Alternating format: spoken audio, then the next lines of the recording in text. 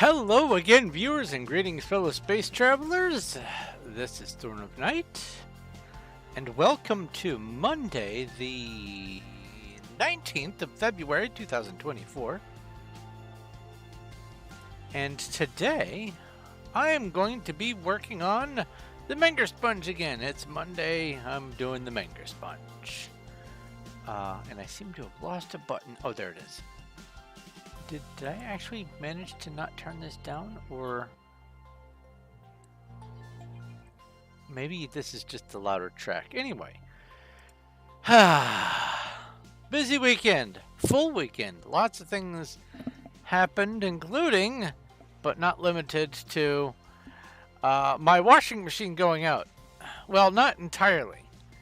It washes, and it fills with water, it agitates, and soaks, and then the last cycle where it's supposed to drain and spin, it doesn't do that. And so I spent a good long time wringing out wet clothing and throwing it in the dryer, and then bucketing water from my washing machine out into my bathtub. And so now we're on the hunt for a new washing machine. And that's just one of the adventures this weekend. Lots of things going on. Anyway, before I get into stuff, first off, hi Loki, hi Zach, hi Cuddles, hello chat.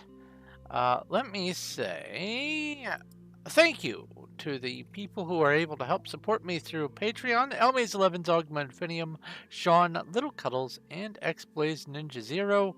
All of you guys make doing this possible, honestly. If it weren't for you guys, I wouldn't be able to do this. So absolutely, thank you very much. Also, congratulations in Twitch chat, Little Cuddles and Loki, for catching the Pokemon. Anyway, let's come over here. I suspect that there are going to be some dad jokes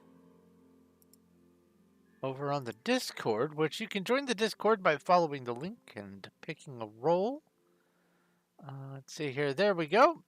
Two parrots. I swear I can talk. Excuse me. Let's not choke on my own throat. Two parrots are sitting on a perch. One turns to the other and asks, "Do you smell fish?" Perch being a type of fish, that is. Let's see here. What do birds give out on Halloween?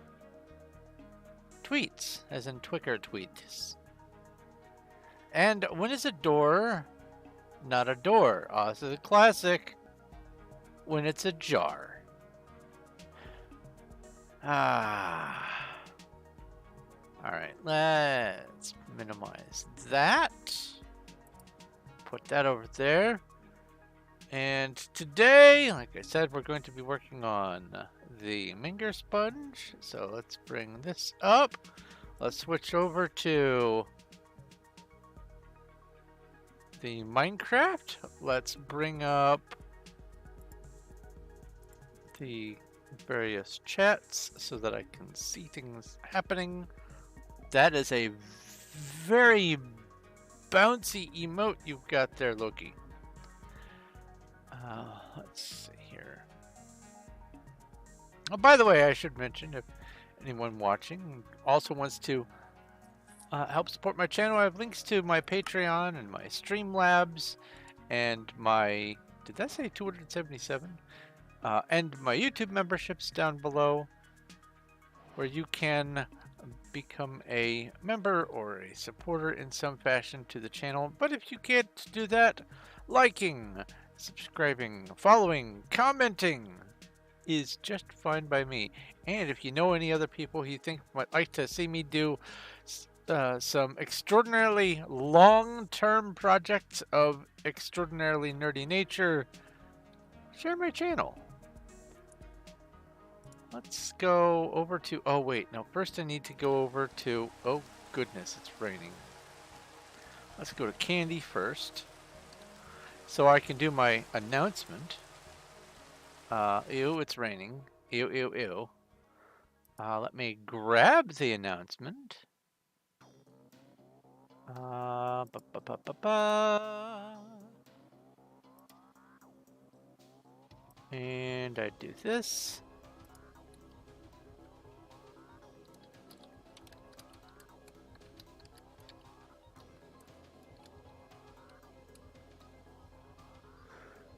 And no, no, select the whole thing. There we go. Copy. And back to here, minimize that, and paste. Oh, I have to move. Oh no. Oh no.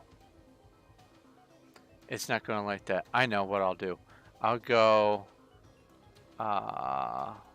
back to wild. I'll make the announcement there. Oh, I have to move before I can do the announcement. Boop.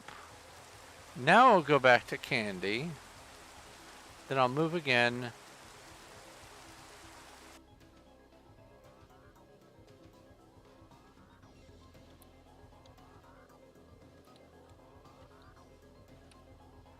And this will also give me a chance to change what my last chat was.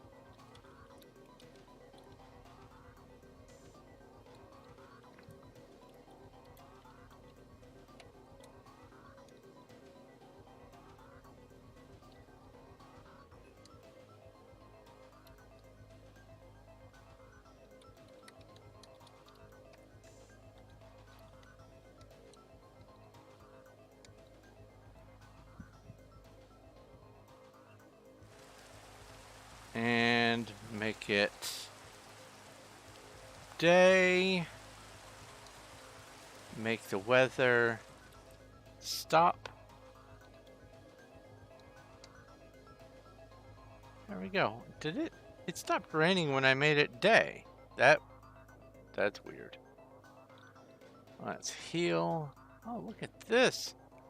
Cuddles has just been busy.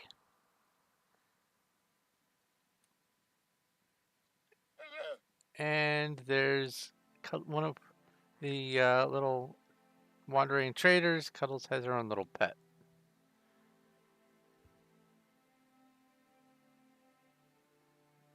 Ah, all right. Oh, you know what I just realized? Let's see here. PV2. Yeah, I'm gonna have to, after I do this, I'm gonna have to make some more. That's all right.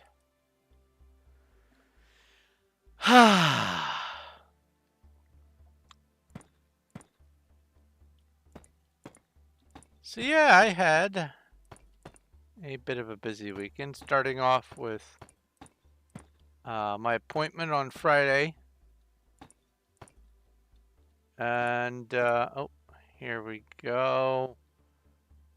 I was told that there's going to be a player named Puffy Soul.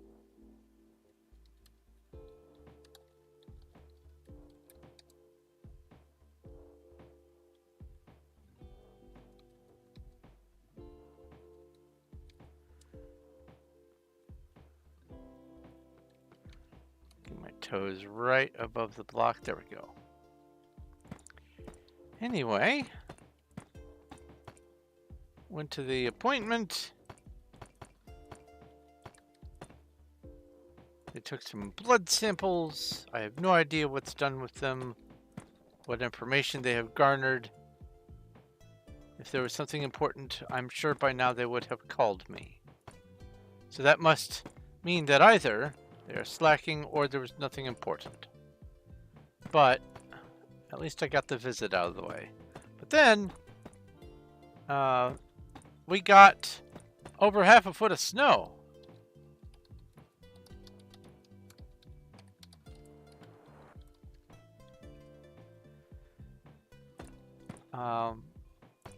I was unaware that we were going to get snow. It happened while I slept. I woke up to over half a foot of snow, and it was pleasantly surprising. We celebrated with some hot cocoa.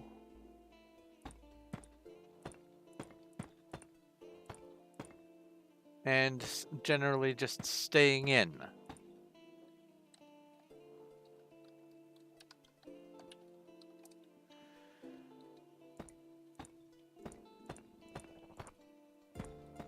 Haythorn is usually followed by something, so let's see here.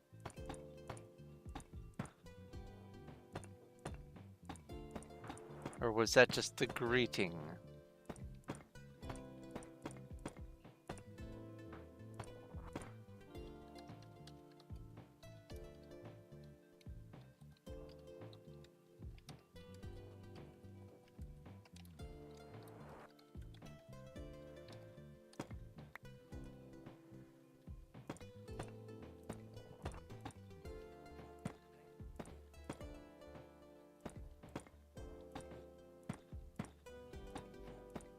Anyway.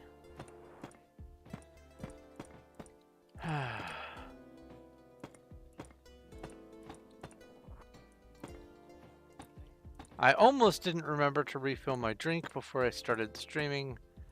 As a mad dash, I ran back to the kitchen and topped off my cup with some yummy, delicious grape homemade soda. Thanks to the soda stream.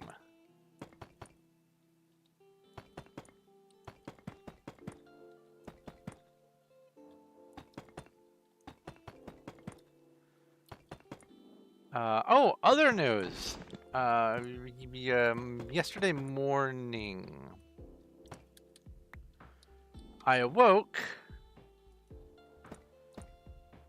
sleeping on my side, head pressed against the pillow. And normally, that's just a normal thing that people do. But for me, when my head's pressed against the pillow, I have this issue where sometimes I will sleep with my eyes open.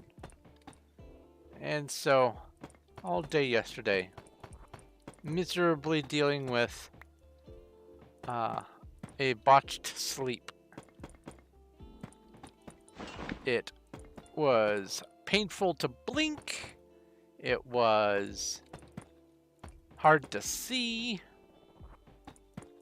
It ruined any plans I had of doing a Saturday stream.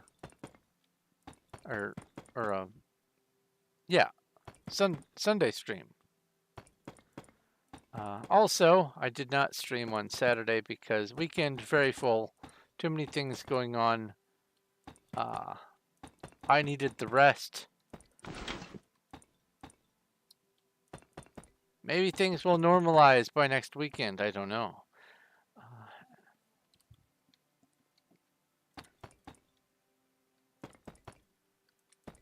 Anyway, we have 10 shulkers of chiseled deep slate to go through.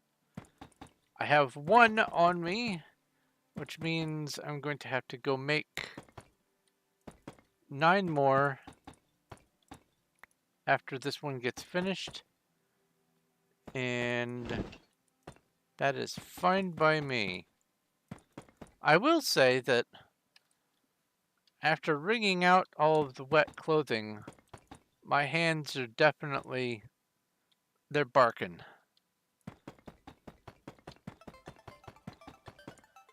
They are definitely aware that they exist.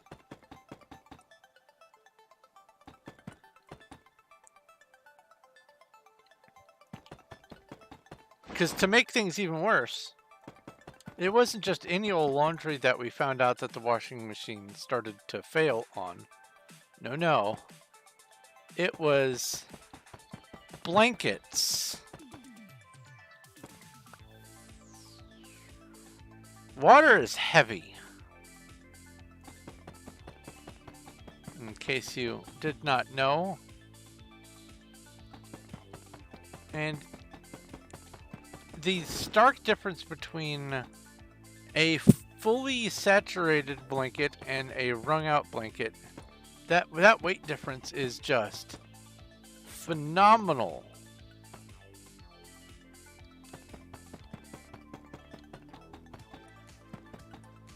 A wild love disc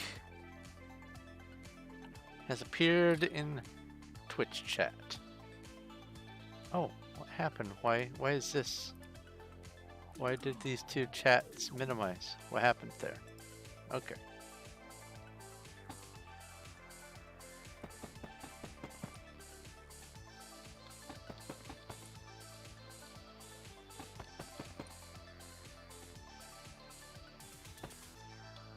Goodness gracious, great ball of pokey.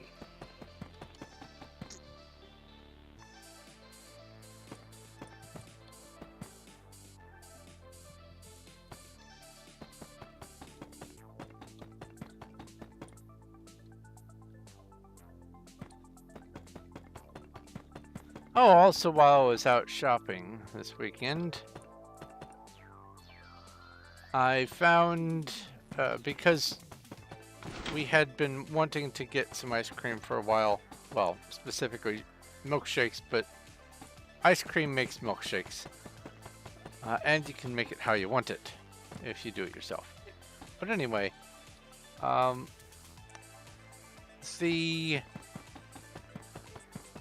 the grocery store had a root beer float ice cream. And I have been having a hankering for root beer floats for a few months now.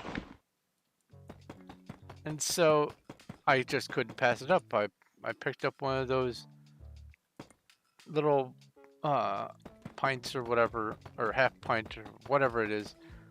The little single issue ice cream bucket. And I enjoyed myself some root beer float ice cream, which is just vanilla ice cream with swirls of root beer flavor. And it was tasty. I'm very happy with it.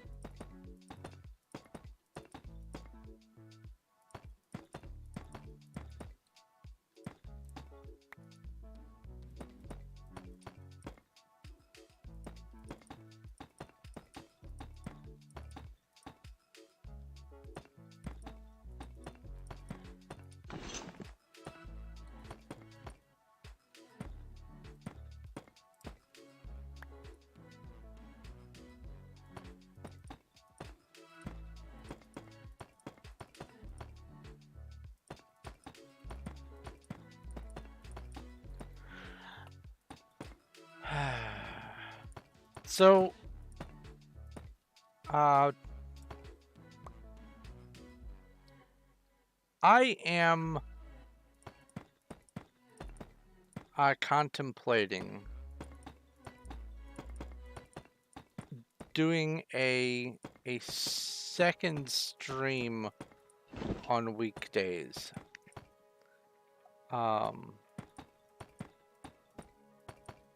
Because I end up playing at least something for several hours before I get this stream going. And then I take a break, which usually entails a good long snooze. So I'm thinking of occasionally adding a maybe a 2 or so hour stream beforehand, earlier in the day,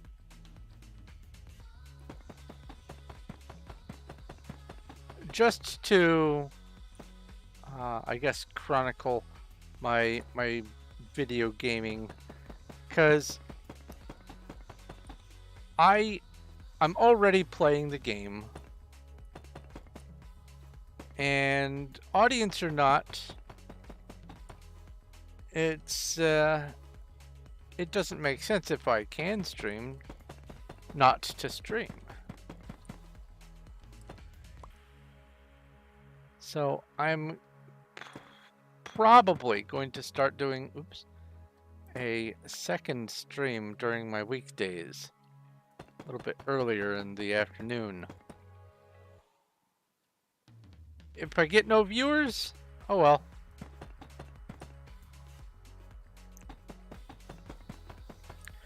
But I have been, for instance, recently I've been playing Starbound, and I was thinking of making a new character soon anyway.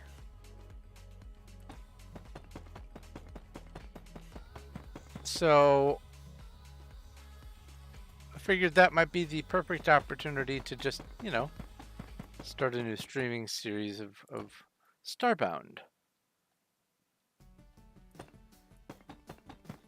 It has been a while since I played Starbound, and I am rediscovering the joys of it.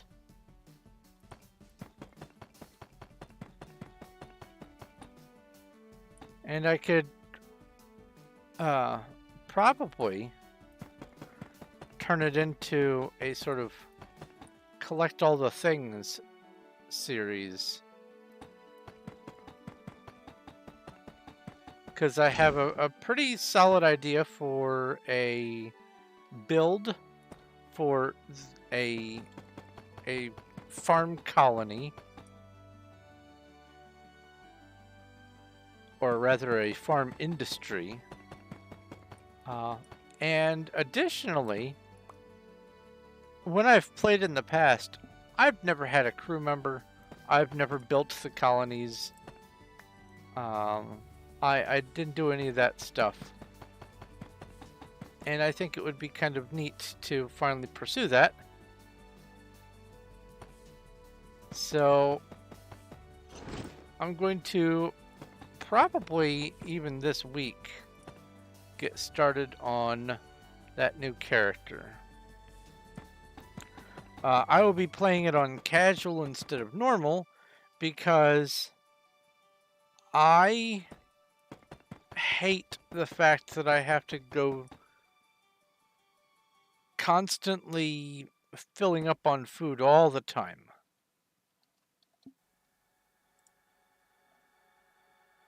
I have died from starvation more than anything else. And I have access to food. Cobblestone? More chiseled deep slate. Let's see here. We have just stone bricks. We have a little bit of chiseled deep slate.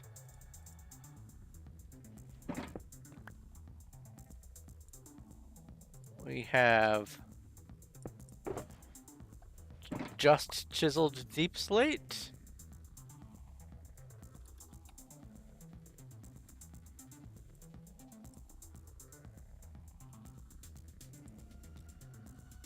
We have a couple more shulkers, more just chiseled deep slate, and some stone bricks. Well, thank you very much. Put these in here. And then go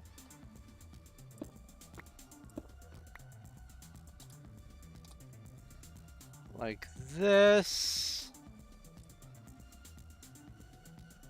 And PV2. Put this in here. And then go back to flying.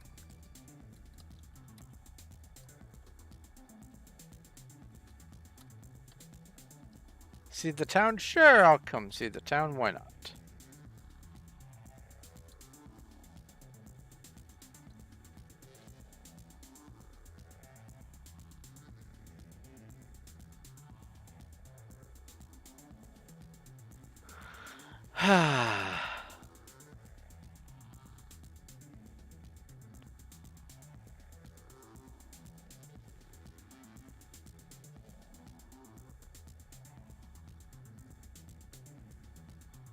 Here be the little town.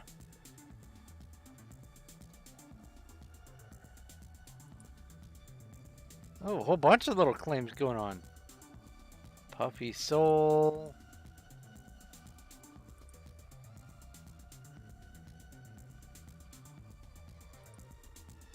More Puffy Soul.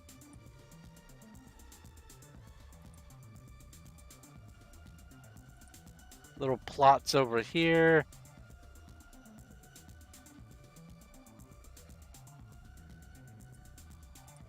An outline of something or other. It's not subdivided. It's 45 or 48 or however many little teeny tiny claims. Subdivide would be little white segments.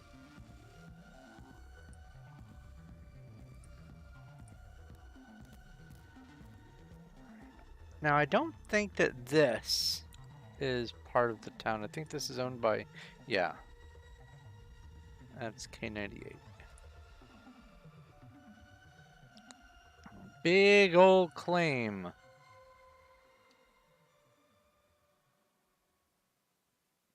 Wonder why they stopped working on it. Love to have seen what it was going to turn out to be. Weird choice stone. That's a weird one.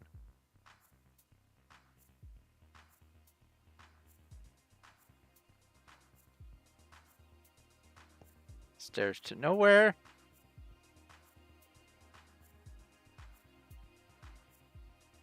You have a lovely little a booming colony here.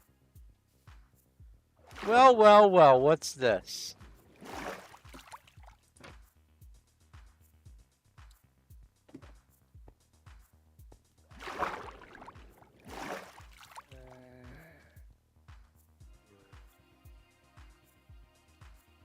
Let's see here.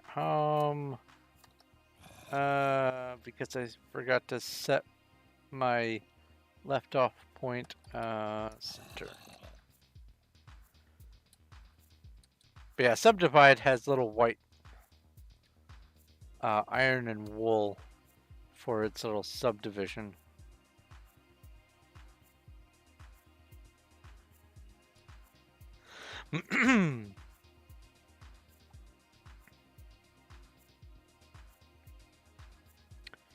Somewhere way down there, out of view. Never mind me, I'm just hypnotized by the wiggling moon. Somewhere way down there is that glass platform that I built. The first observation deck or whatever.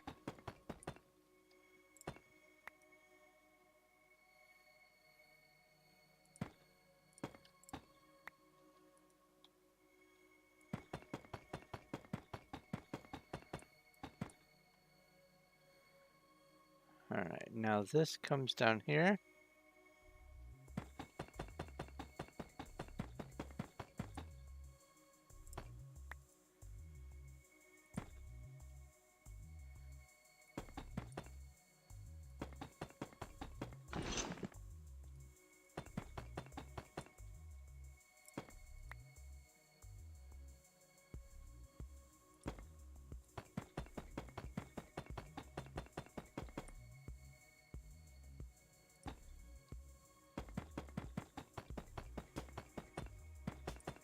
So any news from you guys this weekend? Anything interesting happen catch any good movies, read any good books, eat any good food.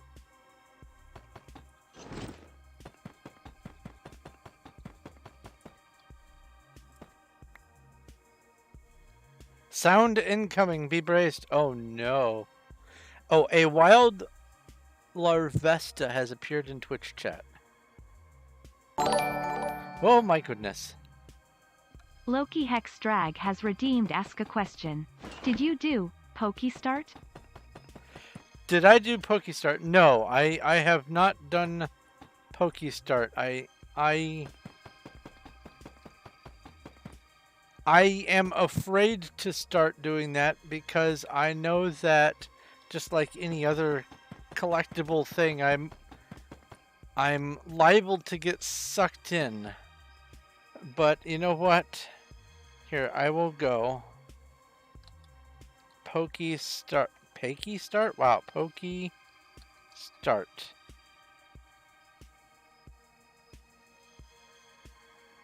I already have a pass. I guess I already have a pass because I had to get it started on the channel. Oh, that's right. I had to do Pokestart the very first time, and then it made me pick the language that was going to be displayed in my chat, and then it was officially playable. So yeah, I did have to do Pokestart. So that means that all this time I've probably been accumulating Pokecurrency.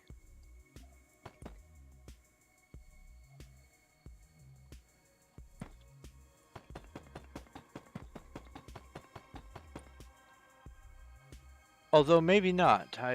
I'm not really watching the streams, so maybe I don't have much Pokecurrency.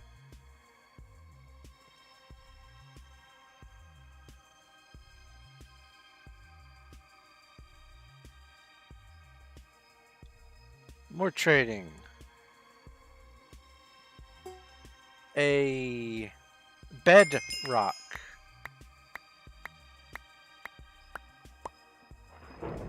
Maybe 5. Thank you for the bed. That rocks.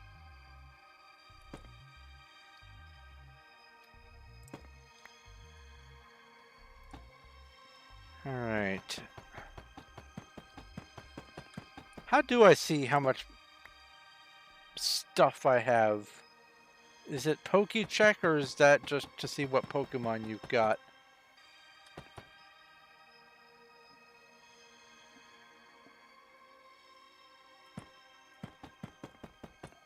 Stream lagging? Oh no, don't tell me that.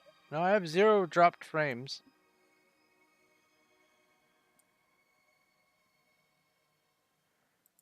Let's see here. Now there's always going to be a little bit of a delay.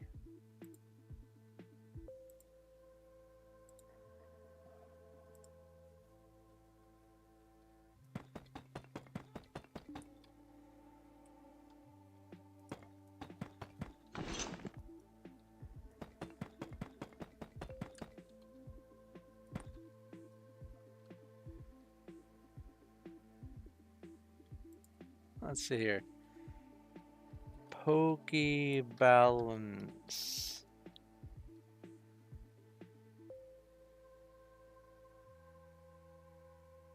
Huh, I have a cool 33,000 Pokemoney.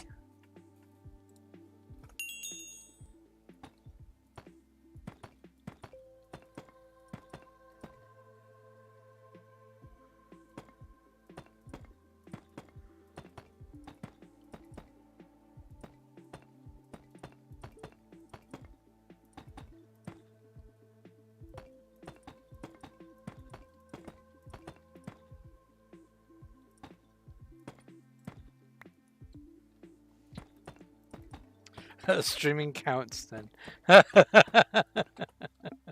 It certainly seems that way.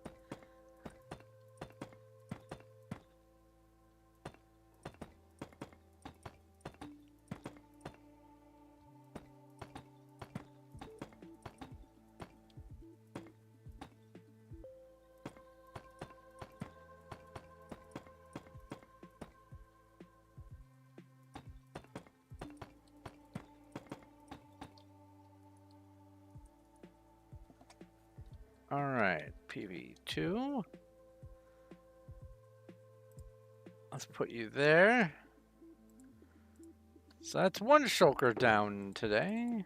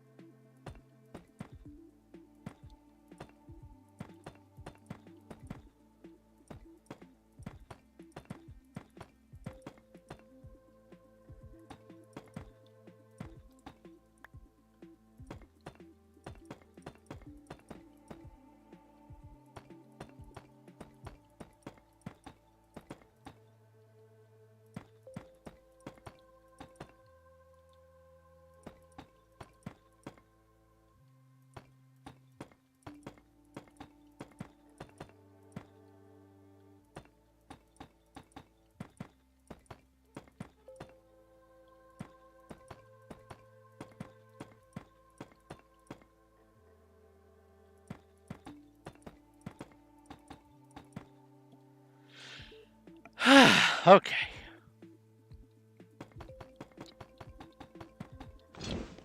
Buildy, buildy, buildy.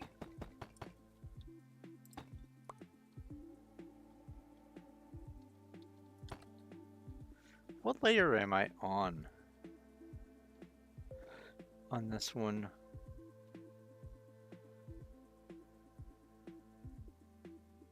I am on the 10th layer.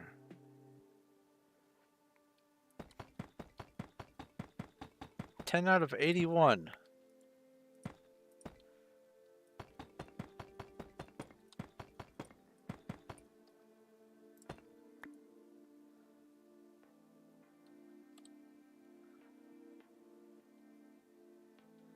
Where's all the new people?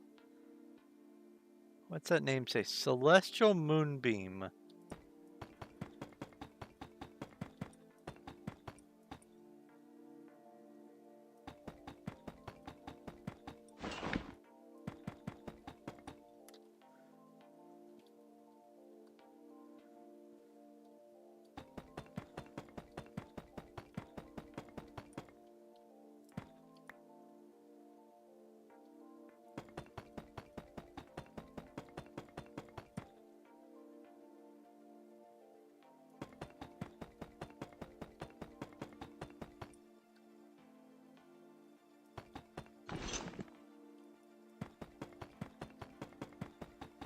Oh, some sort of some minor news.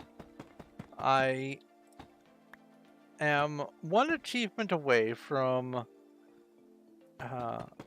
getting a perfect game on one of my clicker games called Holy Day City. And it's one that I have been just slowly chipping away at for a while. It is one of the more mindless ones that there are. And I am, I would say, 4 or fewer days away from getting the final achievement. So that'll be nice. But on the subject of game achievements, Steam achievements specifically, I will be doing Star Explorers tomorrow. And see if I can make some progress towards getting a hot planet with a radioactive enemy. But the best way to do that is to be geared out. Have the ancient artifacts and all that. I am concerned about the one that regenerates your health slowly not working. I have no information about that from the dev. But I'm going to try to craft it a second time tomorrow at some point. just to confirm whether or not I can consume it. And then if I can't, and it still is not letting me regenerate health, then I'm gonna have to show the evidence to the dev. Do I want a poppy? No, no thanks. I do not need a plain poppy. Unless somehow you have some sort of magical poppy from Oz or something like that. I think I'm good.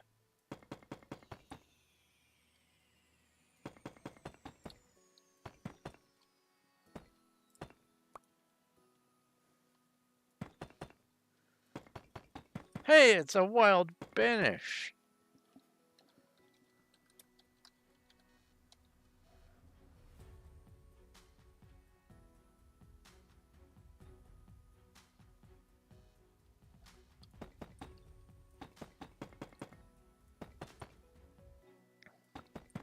And by wild banish, I mean it's banish on wild.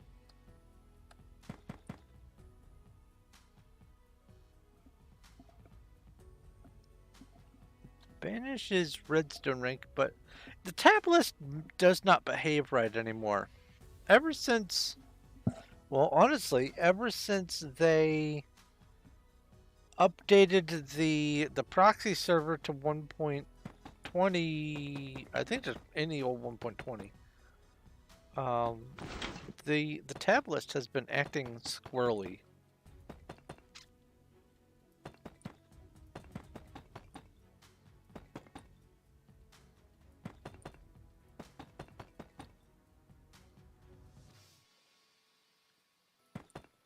Oops.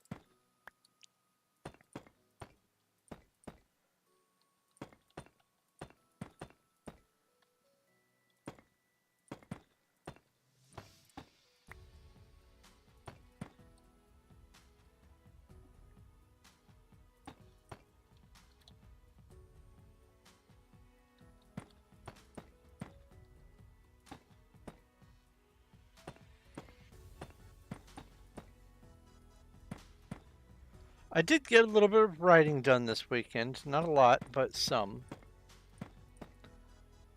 Toward one of my horror stories. I've been listening to a bunch of horror babble on YouTube, the channel that is audiobooks of various horror authors. And it got my brain a tingling for doing some committing story to paper. Do I TNT? I do not TNT.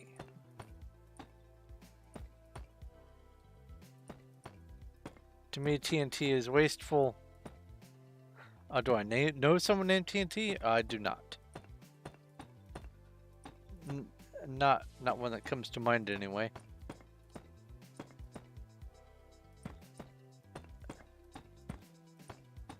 But you gotta think, if someone wants to name themselves something explosive like that, they're probably not a good element. It's like naming yourself, I eat household pets.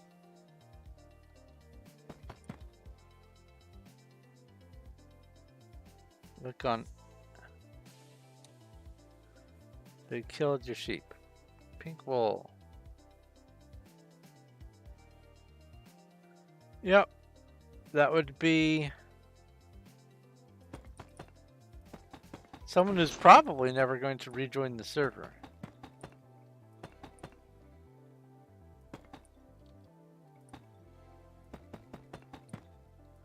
And like I said, you don't name yourself something volatile if you aren't yourself a volatile person.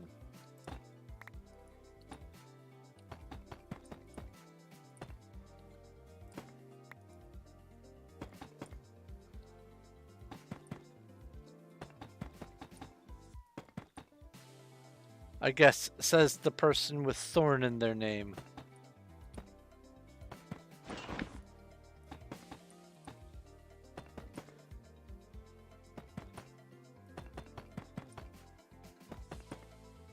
So perhaps prime example that blanket statements don't apply to all. A wild hopbip has appeared in Twitch chat.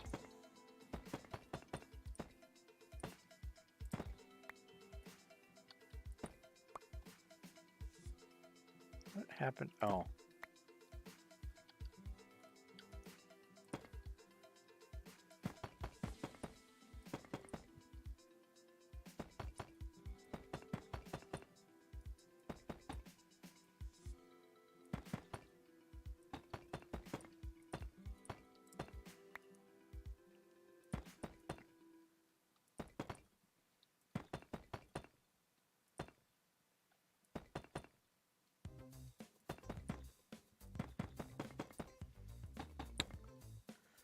Yeah, I picked my username back in early 90s after having a little adventure through the woods past sunset. I found, I don't know, a nettle bush or something like that. And it was fresh on my mind when I needed to make an account on a BBS that I was part of back then. And so to choose my username, I decided that in keeping with my mysterious nature that I wanted to exude, I decided to go with something sort of gothish. And so it was Thorn of Night.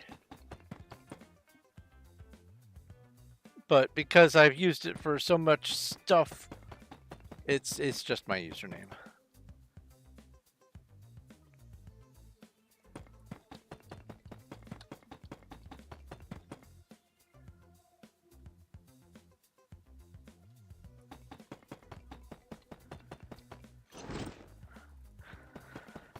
I'm just glad I wasn't the sort of person back then to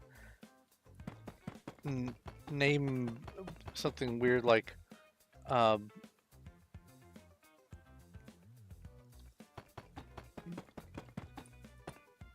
butts or something like that. I don't know. My brain's all over the place.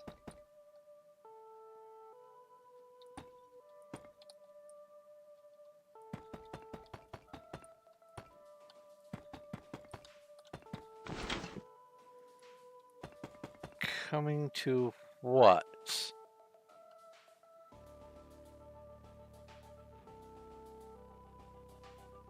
Want to set home? Oh, in the Mesa? No. I have a stream of my very, or a stream. I read the word stream. I have a home of my very own. But thank you for the offer.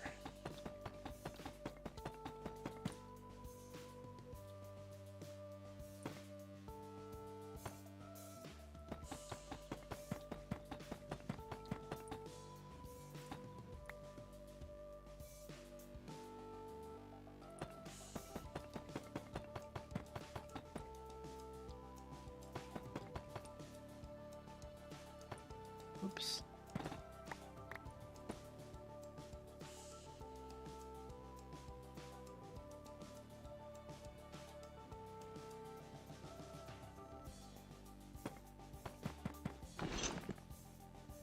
Wait, Loki, you have a quest to miss 5 bug-type Pokemon.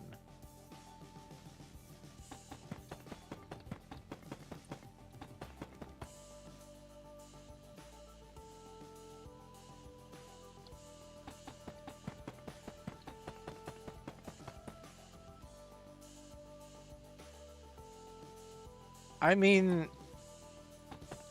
that's kind of interesting.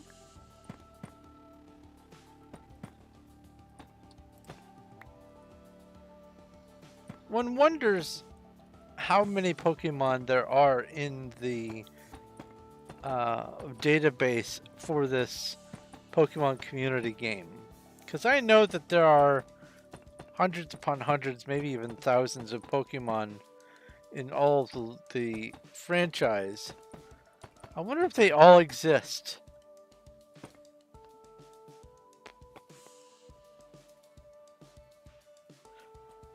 904. Spawnable Dex 734. So I guess some of them are reward only from events.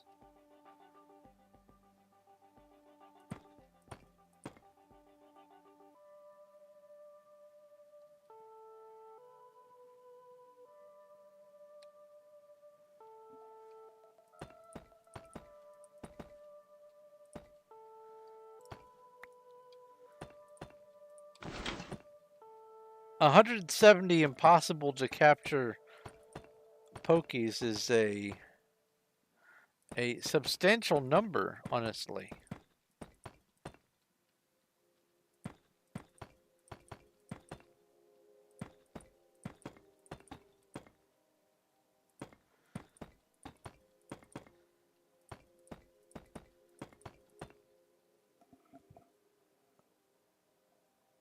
Every once in a while, my eye will twinge, having probably a bad memory of. Sorry, bumped the mic. Having a bad memory of what happened over the weekend. I have to make sure I do not rub it too much, otherwise, I may make things worse. Speaking of making things worse, there we go.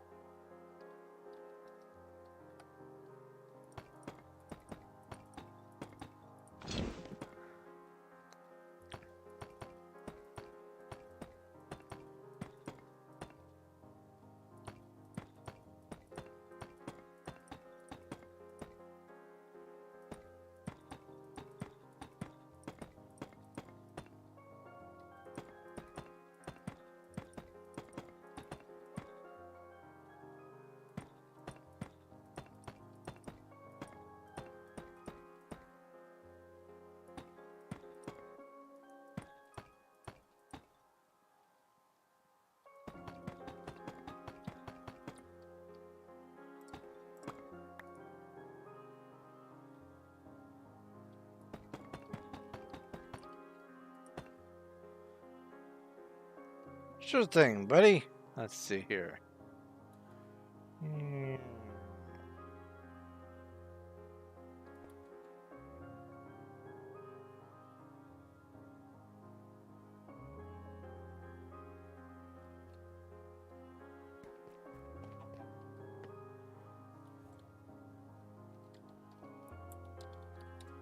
Whoops.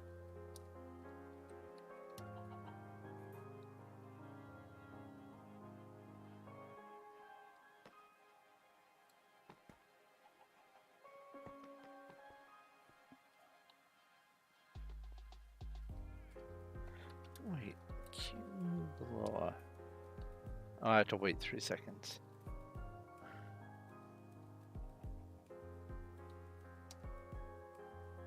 Hey! I do have it set up here.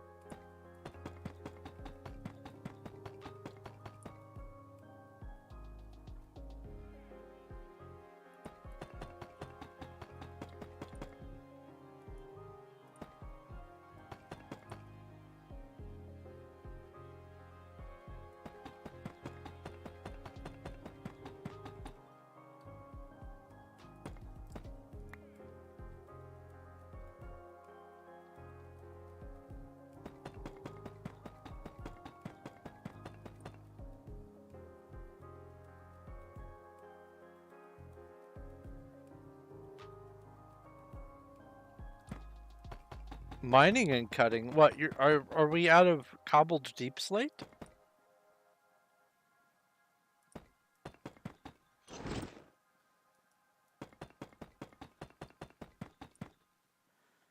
I can't imagine we would be. have like a whole row of it in the warehouse.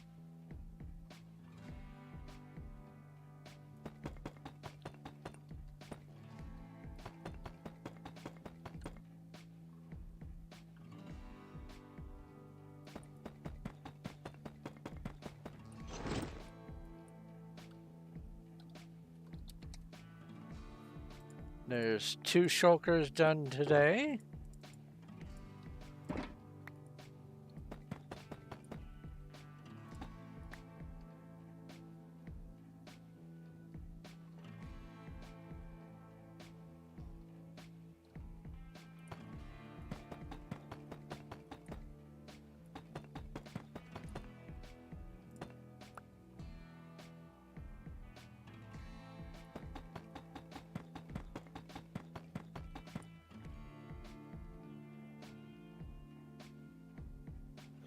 Yes, there are deep slate silverfish monster eggs.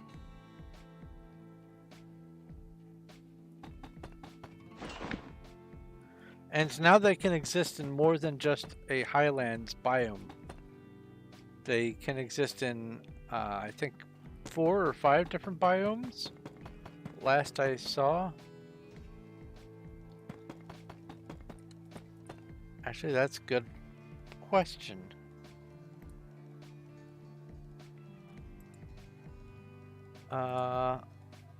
Minecraft Wiki Silverfish.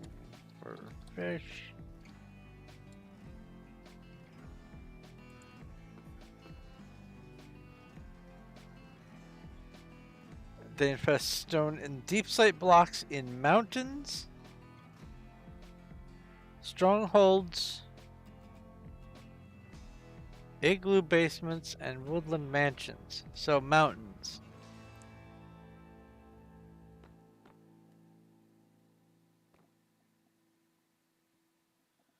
Huh.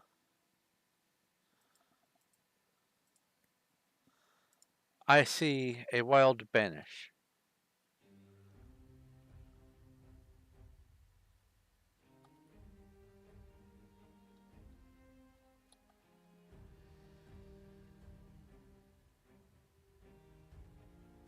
Alright, let's do this. Let's apparently skip one.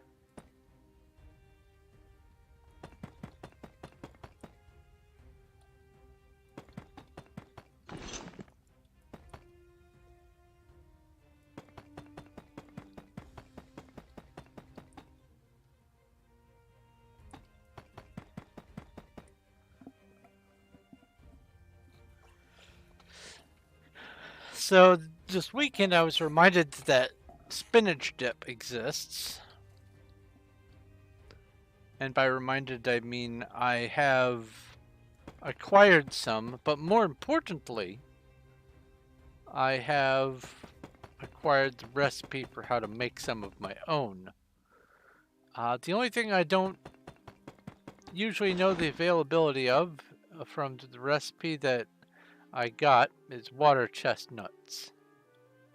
I don't even know if my grocery store has them for a reasonable price or even at all.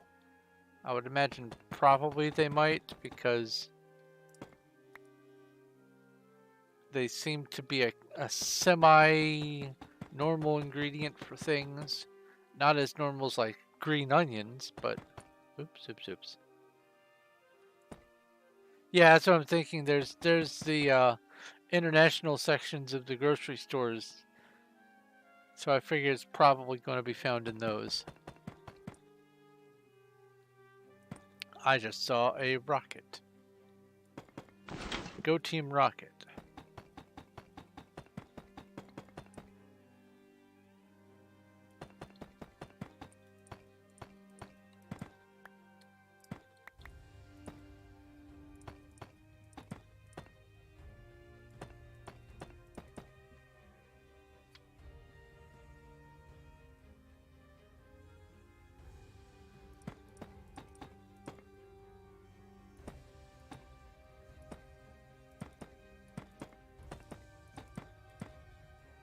A wild Wishy-washy. That's a cute little name. However, the phrase wishy-washy actually means unreliable.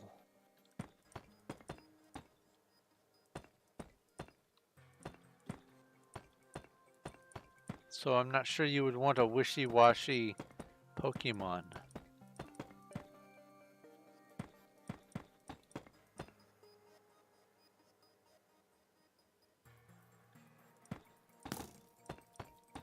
I heard that.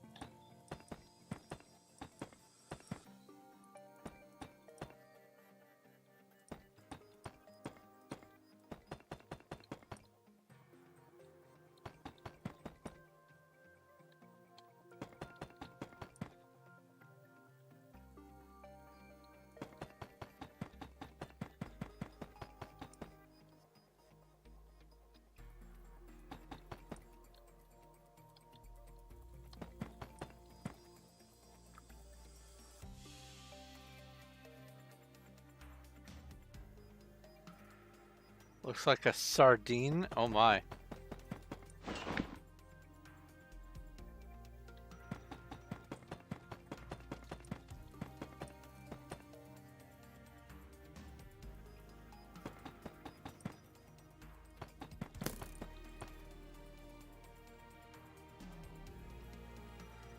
I detect an arrow.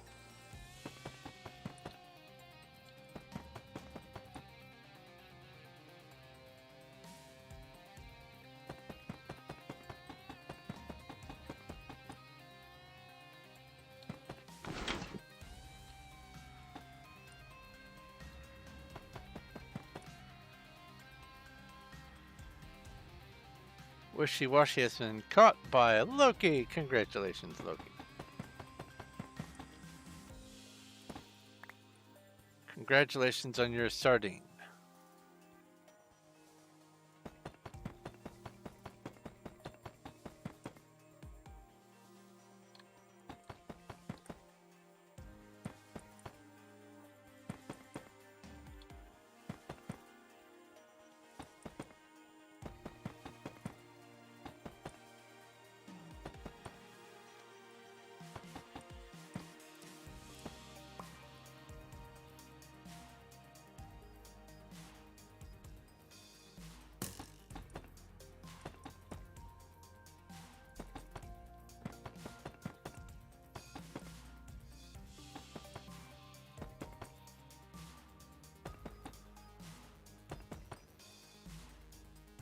Boy, that skeleton sure does have bad aim.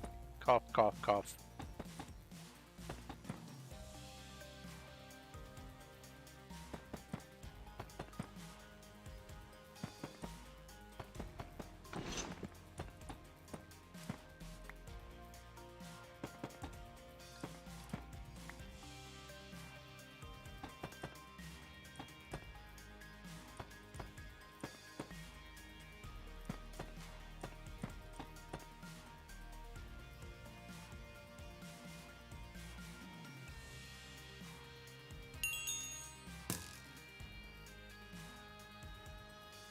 Individual value, IV. Okay.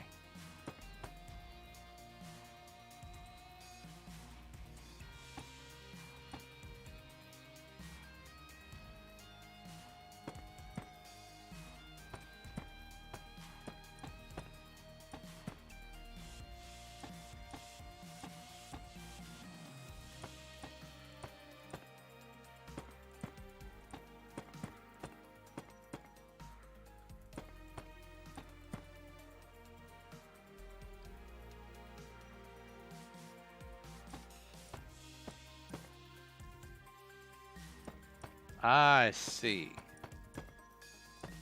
Oh no, not I see, IV.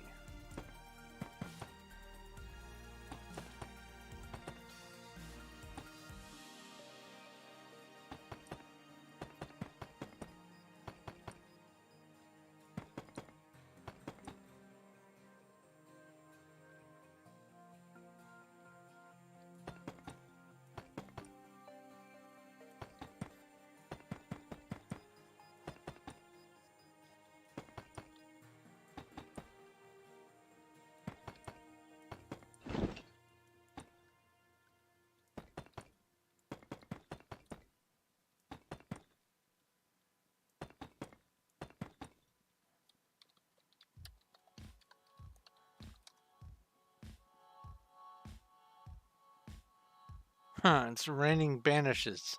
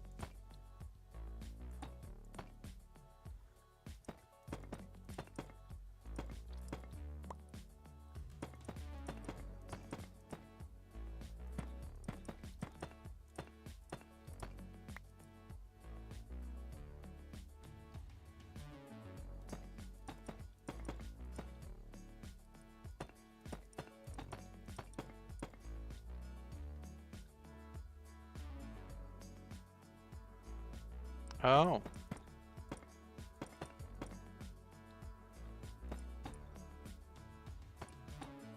Missed an area.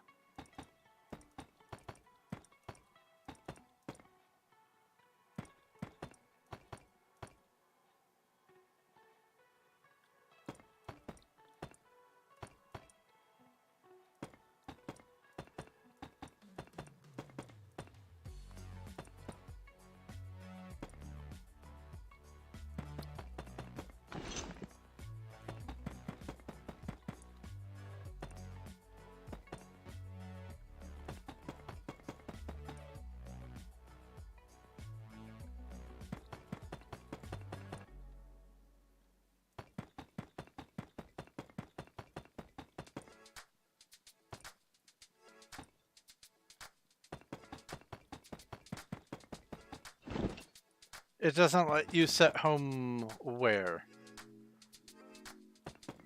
On the glass block?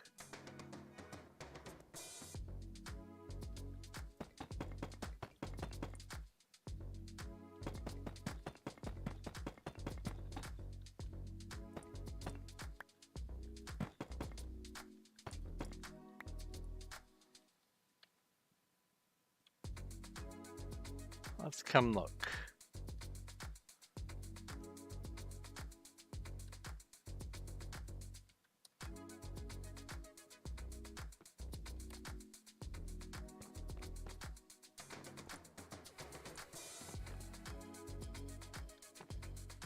Alright, let me stand here and go trust list. Alright, now hop off the glass block and... Oh! Access trust. Here, let me make sure I'm on here again.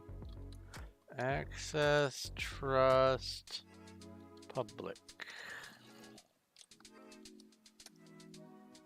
There we go. Try it again. Wonder what happened there. I wonder why. Thank you for finding that. Don't worry, you're safe there from creepers. They can't get you. For some reason, creepers don't cross railroad track.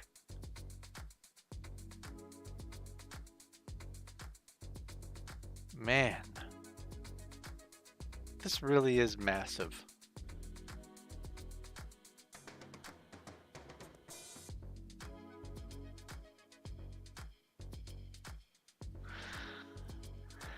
And it's not done yet. Alright, looks like layer 10 is complete.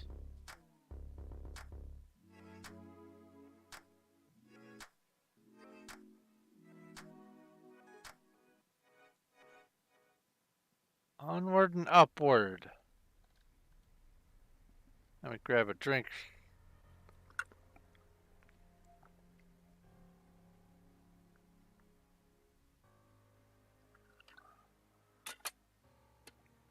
Ah.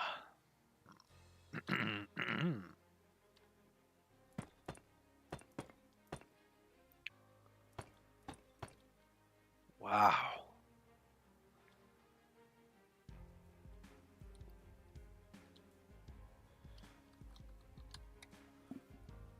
That is astonishingly high.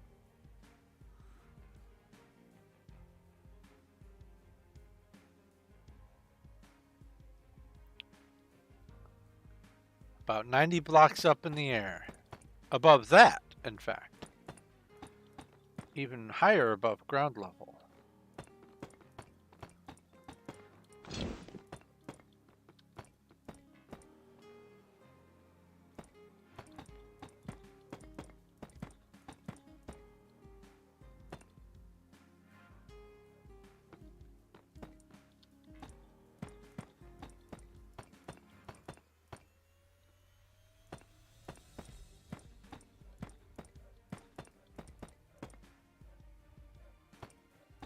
Now that those corners back there are starting to get built up, I'm going to have to make sure that I know which way is which.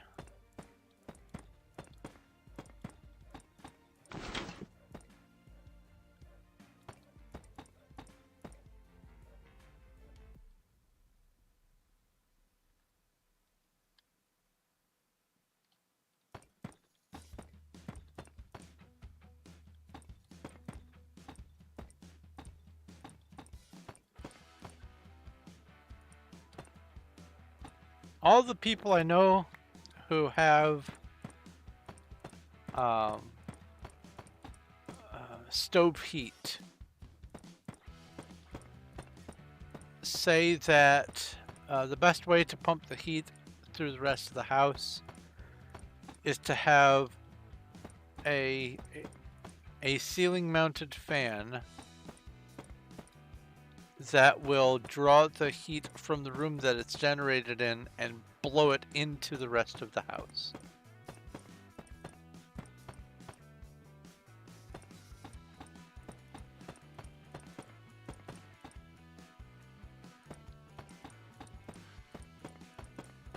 Alternatively, they just stay in the room where the heat is.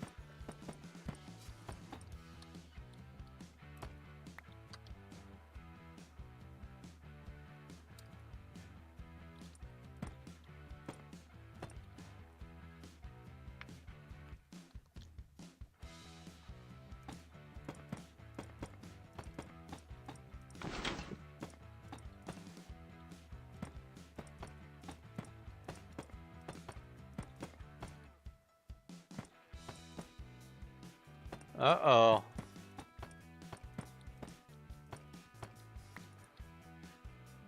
We have a repeat offender. That's the third time.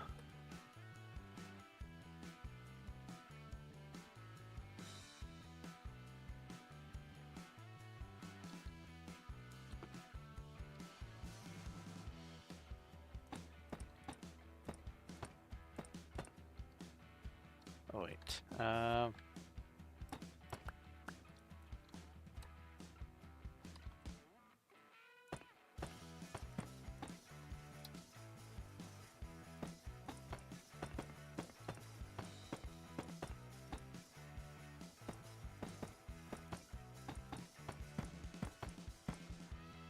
A wild dust skull has appeared.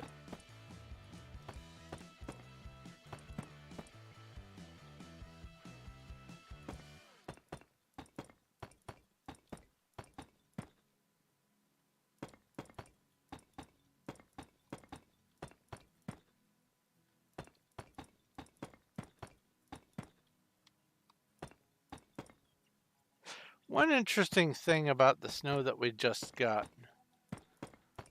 This whole season, I think we've managed to get less than an inch of snow before now. And then all of a sudden, half a foot. That even includes the couple of cold snaps that we got. Almost no precipitation.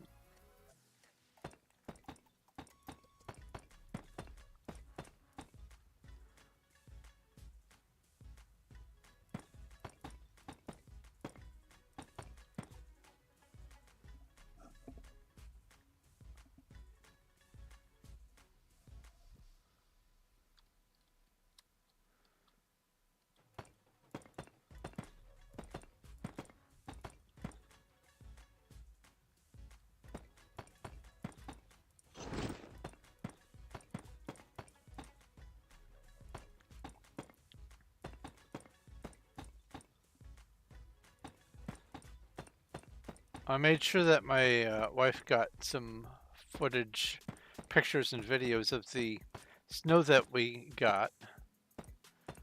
And I had her send it to her family back in Texas. And it was just adorable, the responses. Oh, OMG, are you snowed in? Texas is like another world.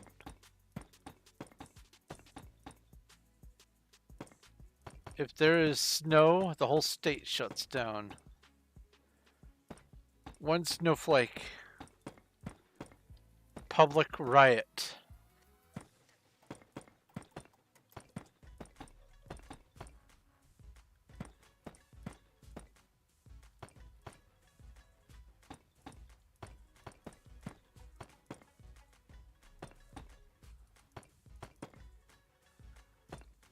You're not that bad. That's funny.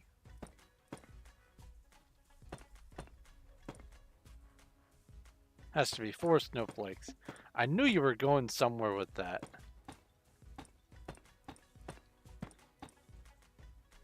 Well, yeah, 1 snowflake isn't enough. It has to be at least 4. I can understand that because you can't get a public uproar with just 1 because not enough people get to see it. But with 4 snowflakes, that's a chance for at least 4 people to see it. And that will shut down Texas.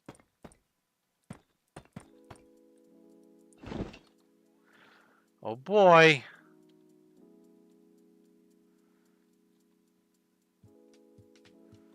Set home.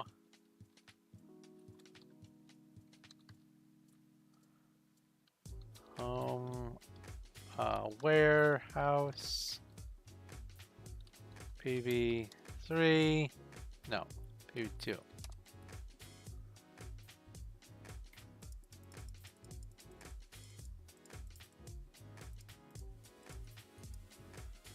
Keep track of how many I've done.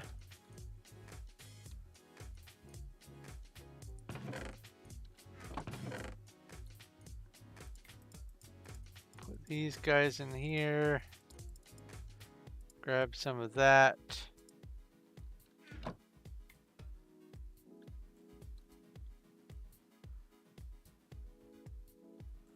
Offload the empties.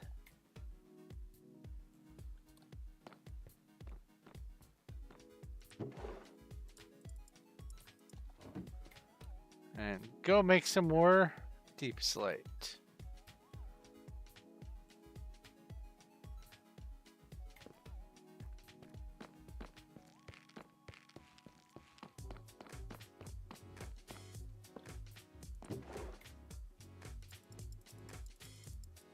Eight should be good.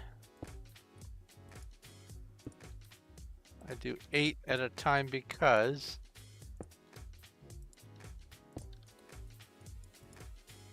it perfectly surrounds the stone cutter.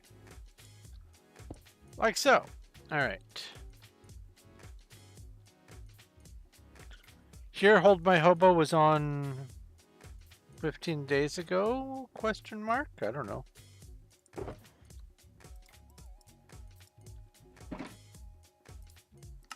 Why, did you find a claim of theirs?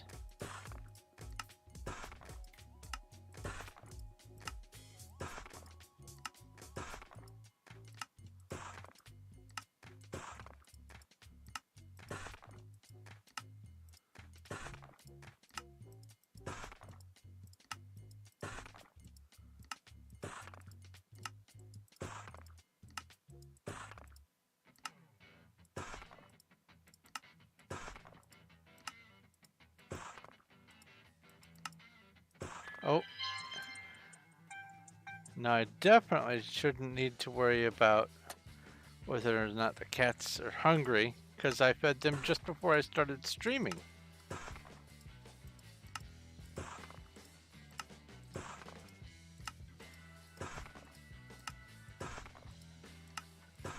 Oh, but I do need to do this with the alarm.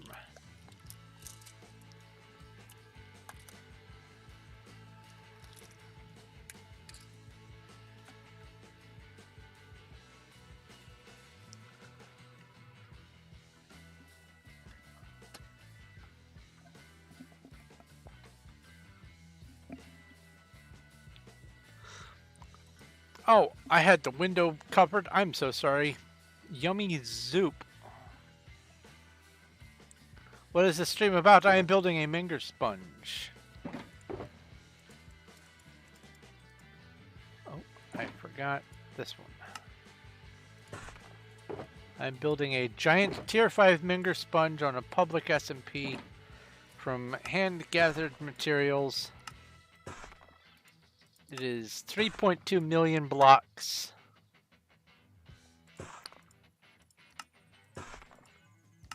(243 by 243 by 243).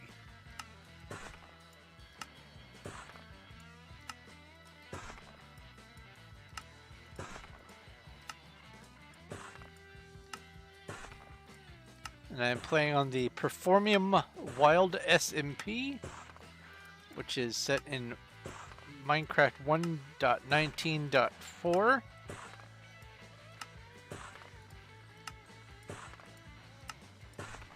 And so I'm taking advantage of the build height to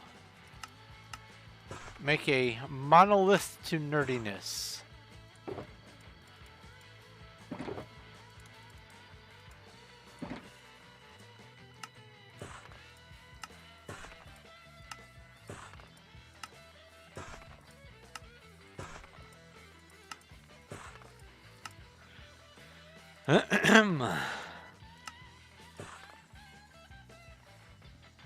Our cubes with holes in the middle shall be visible from the final frontier.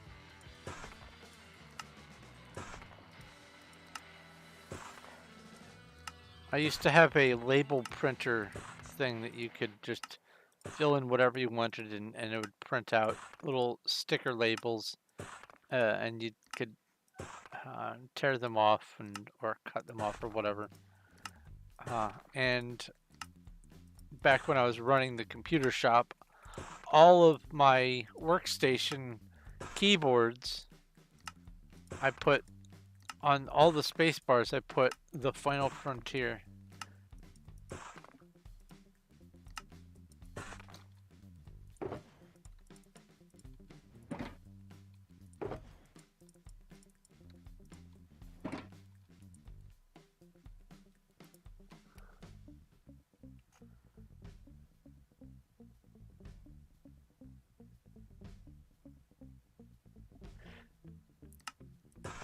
Now, to answer your question that you asked before, Naki, I've talked before about how some games are like a sprint and some are like a marathon. Do I like games that are between that? 8 hours, 7 days a game, something like that? I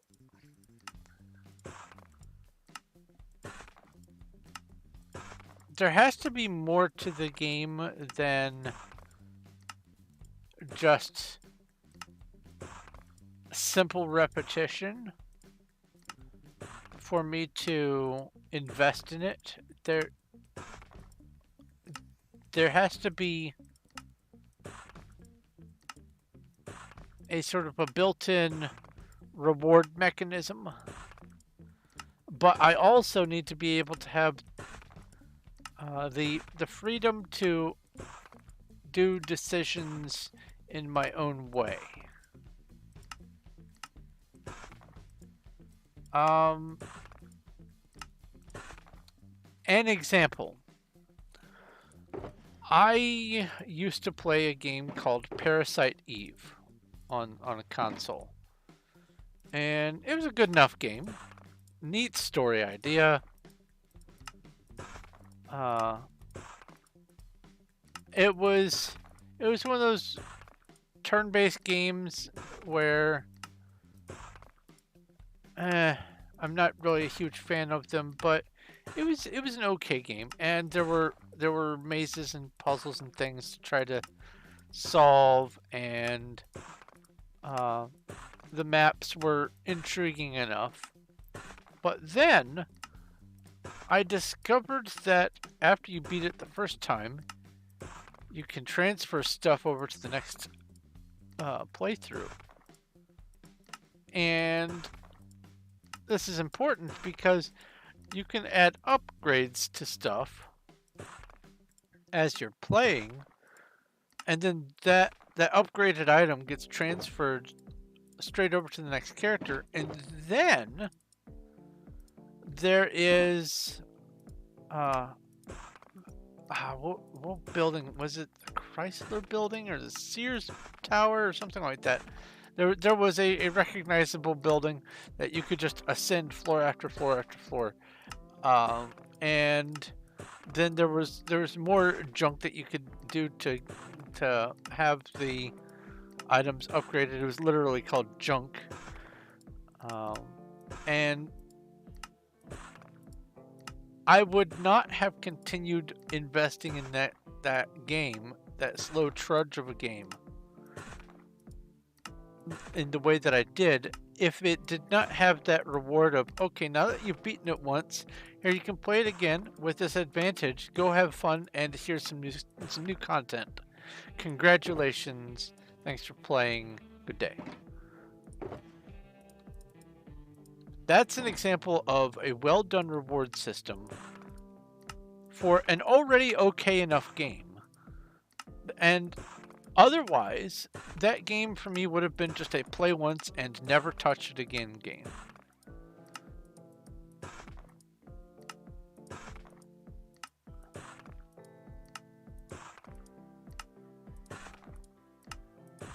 And I also found out that there is an upper limit to how many times you can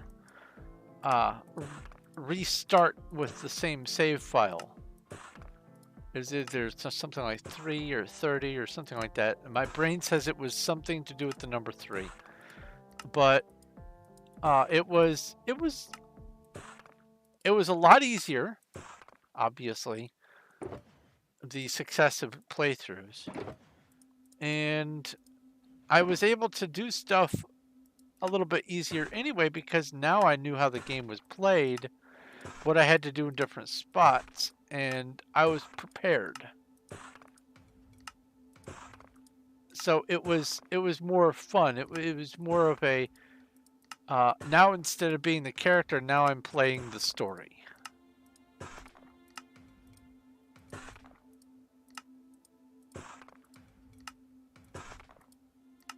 With a lot less death. Where am I from?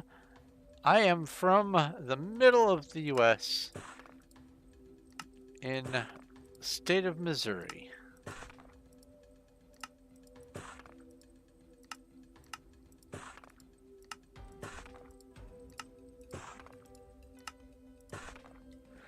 A wild Finion has appeared in Twitch chat.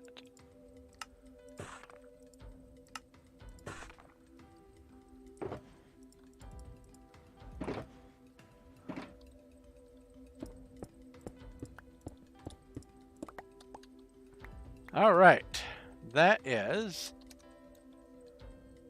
enough to get me through the rest of my bare minimums for today.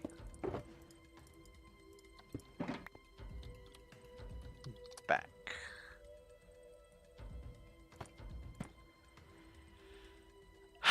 Back to building.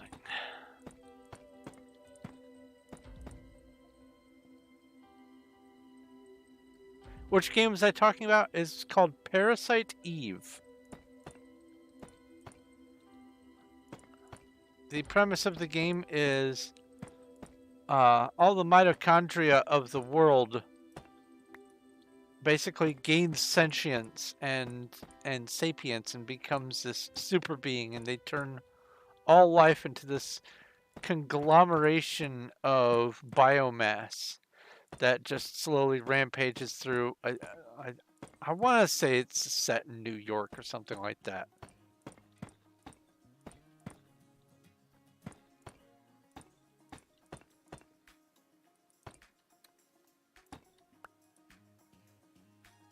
Yeah, Parasite Eve.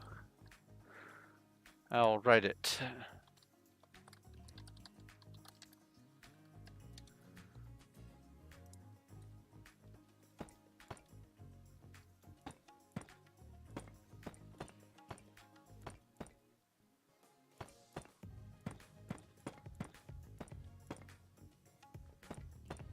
Another game that was that grabbed my attention after my initial playthrough was Metal Gear Solid. Good enough game. The oh, what was the name of that bad guy? The psychic, Psycho Mantis or something like that. The part where if you put your controller in another slot, he couldn't read your mind. And he would also he had commentary on if you had save games on your memory card from certain other games at the time. He would comment on like at least a couple dozen different were programmed in. And it's like, ooh, he read your mind. He knew you played those games. Ha ha ha. And then when you press the button, he would always dodge because he could feel your button inputs. And then when you switched to the other input, he couldn't read your mind anymore, and so you could beat him. That was neat all by itself, but then when you finally beat the game, you got to keep either the bandana, which allowed you to have infinite ammo, or what was the other item? There's another item that had some carryover, at least one other item. But either way, once you beat the game, you got to restart with also a fun little gimmick. Sure, I'll play it again. Why not?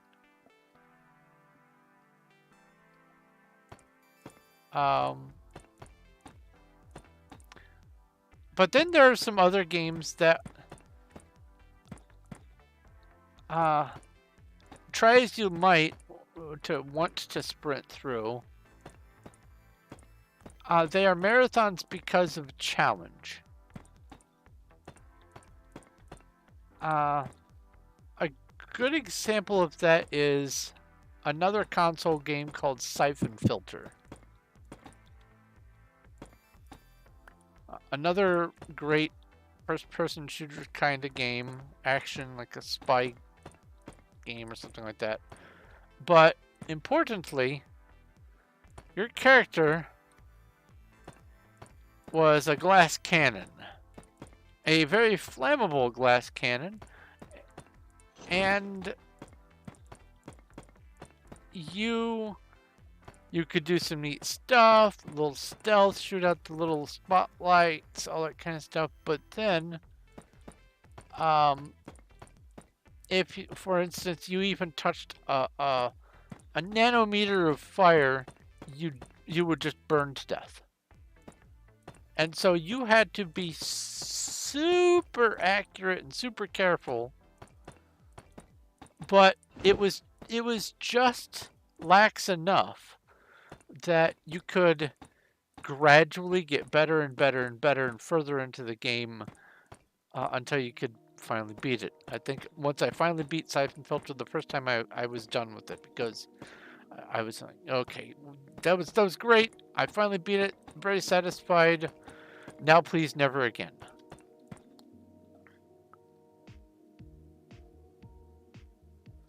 Obligatory comment asking about Refugee to Regent.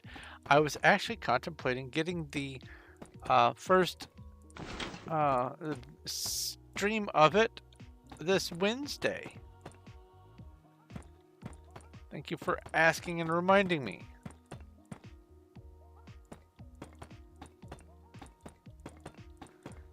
Because while I don't have all of the program stuff written out, I can at the very least get my part of the challenge started. One of my main concerns once I do get it started is going to be finding a spot that is not going to have a built-in memory leak.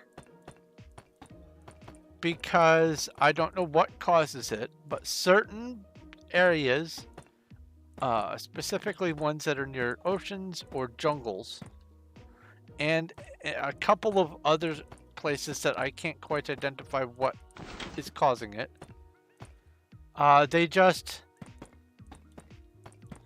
they slowly tick through all available memory until it becomes unplayable. But then the rest of the map is just fine.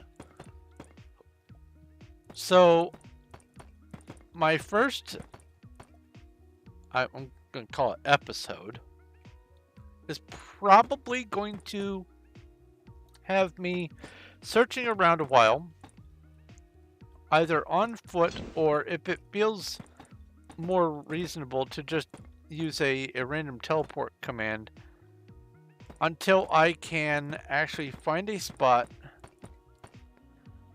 that will be memory stable enough for me to set my main capital location down. And I'm going to have to explore the whole area surrounding that spot too, because the town is going to grow and grow and grow. So I'm going to need to make sure that all parts of at least the main capital are in a memory leak free zone. Will the rules be released publicly for the stream? That's one of the things I was saying is I need to finish all of that back end stuff. I could just go ahead and try to type all that up, but it feels better to just get started on the challenge itself and finish polishing up the rules as needed. Because what I have to do is I have to set apart the different segments and set it up in the same format as the wiki is going to be. Which means copying bits from one page, typing up new bits to fit the new organization, getting rid of any superfluous stuff. There's repetitive things going on in all the different versions. I need to polish it all off, and it's actually, unfortunately, there's a lot more polishing than I was hoping at first, which is why I haven't been streaming working on that, because it is super tedious and I'm having to actually keep my attention on the writing.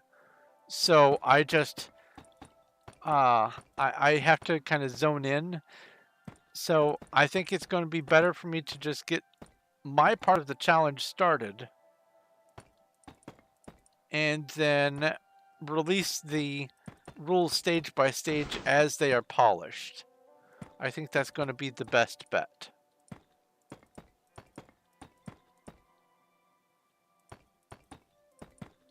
And then once the wiki is done, I can upload it to my Google Docs, or maybe make a full-on wiki of my very own, documenting the information needed for the challenge in modern days. I will not be including stuff from 1.20.4, and nothing past 1.20.2 will be going into it. Hey, look, it's Starlight. And it's Celestial.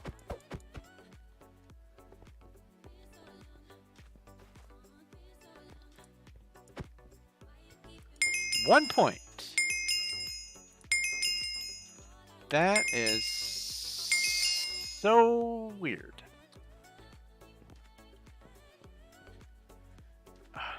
Hey, it's the cow that jumped over the moon. Did that not say 3? Oh, it says 2. Okay.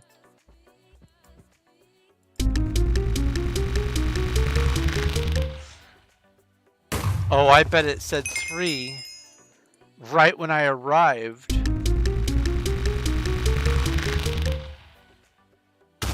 And, oh no, never mind. That would have been, how long do they stay in there? 7 days? Maybe it did say 3.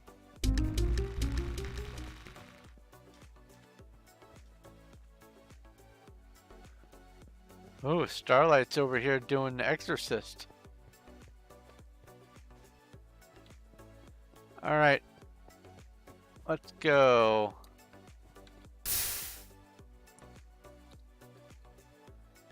Back to Wild.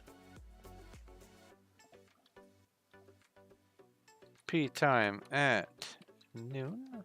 P weather clear. I swear my P button is acting up.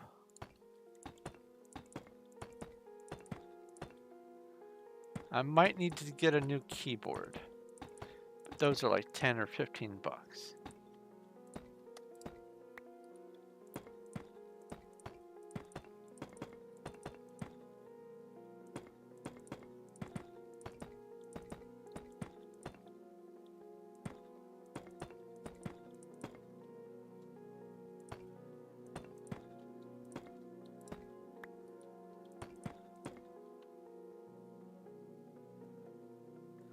Hunted Shadow.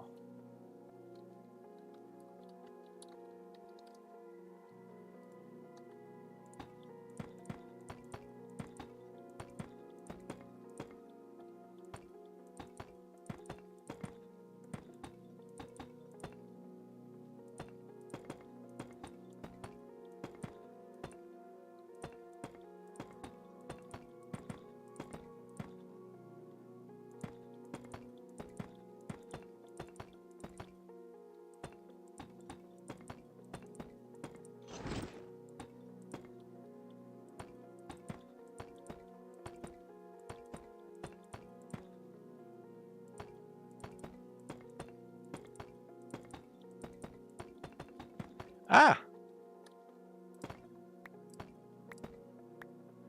I hate that. It does that little stutter at the exact moment that I click. And so it just decides that I'm still holding the click down. A wild sock has appeared in Twitch chat.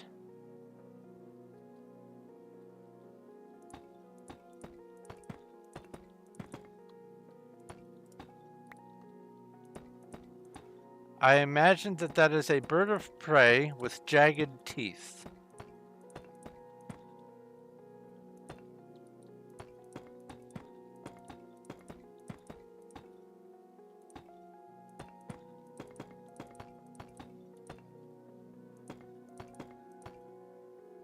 Not at all. Okay.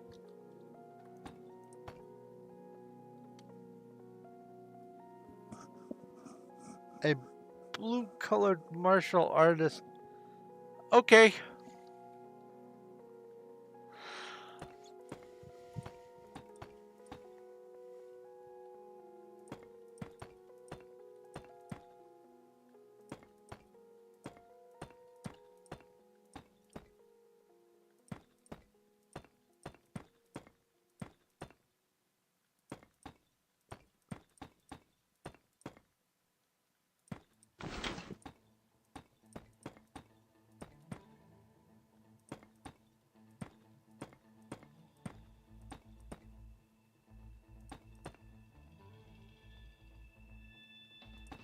Sock has been caught by little Cuddles. Congratulations on capturing a martial artist.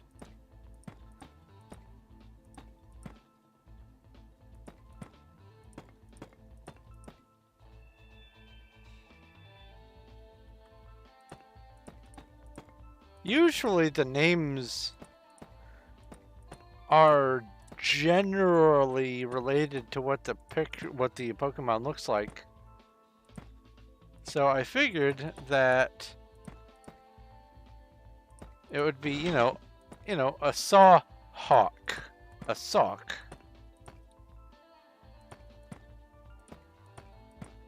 But they went a different route. Wonder what it means.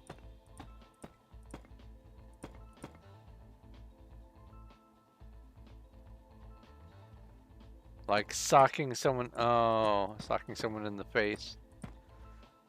Okay. I'll allow it.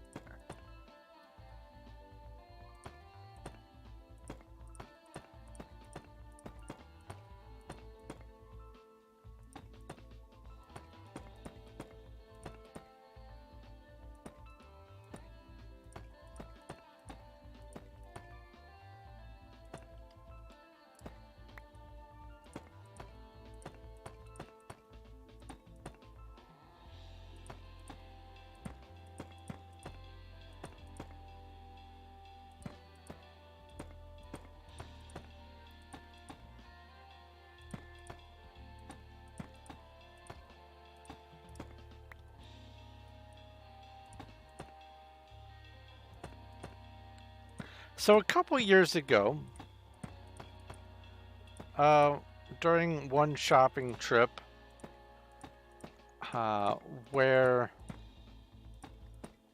there ended up being a bit of uncontrolled impulse grabbing from the shelves. My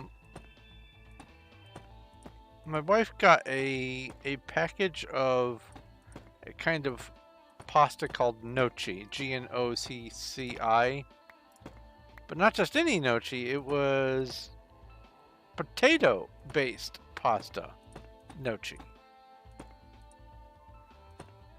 I've had gnocchi in the past. It's just a shape of pasta, but I've never had potato-based pasta before. It was okay. It came with this sort of pesto sauce.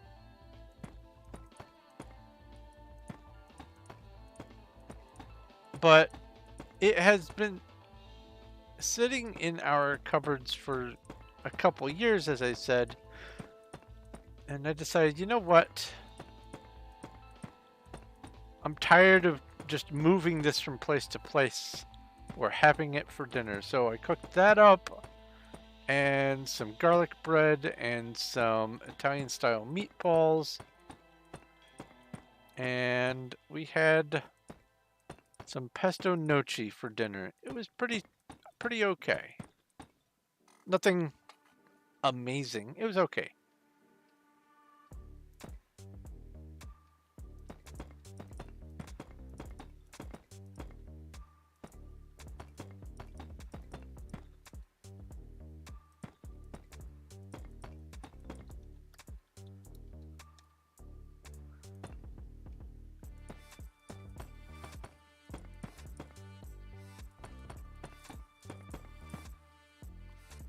Ooh.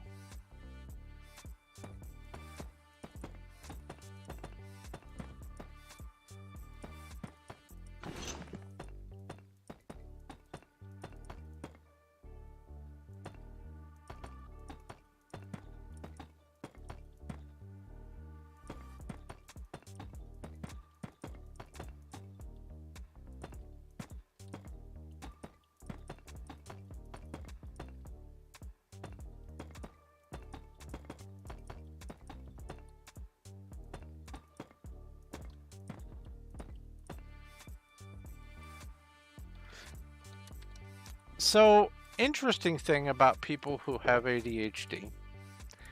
particularly those who have ADHD and are also not good with math. A little back information, I suppose, also is that people with ADHD tend to not be able to understand or manage time very well. Time is just this philosophical construct that is hard to comprehend. It's just kind of there. And so when someone says, 5 minutes or half an hour or 5 hours, it's all the same thing for someone with ADHD. There is no real tangible difference between the sizes of things. So, saying we have to leave in 10 minutes means we eventually will be leaving at some point in the future. Okay, back to my phone scrolling or whatever. But what we found out is that if we construct the numbers differently, it really lights a fire under her butt. And so instead of saying 10 minutes, I say we leave in 600 seconds, 599, 598, 597. And boy, her eyes go big and she just shoots through getting dressed and ready and all that kind of stuff. And that urgency is suddenly there, even though the number is way bigger, because there is that immediate countdown, and it is a number that is different from what is normally encountered when measuring time. The brain treats it differently and gives it more importance and novelty.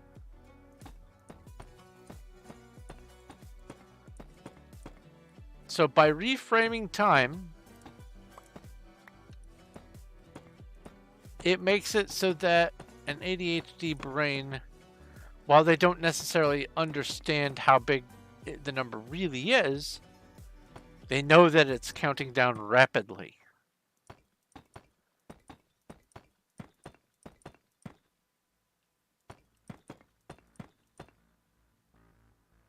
Oops. Overshot.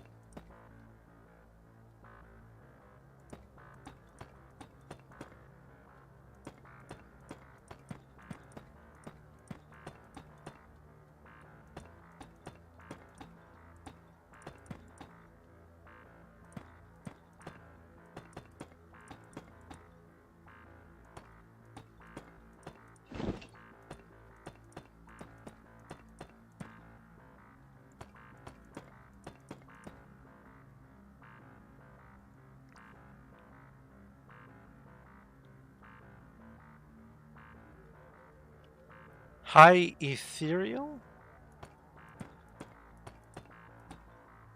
Did I miss something?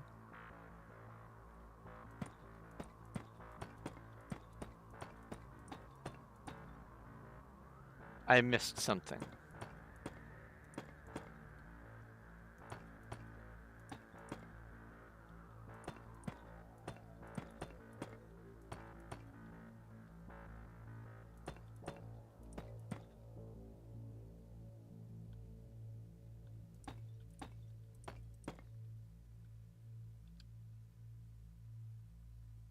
Ah.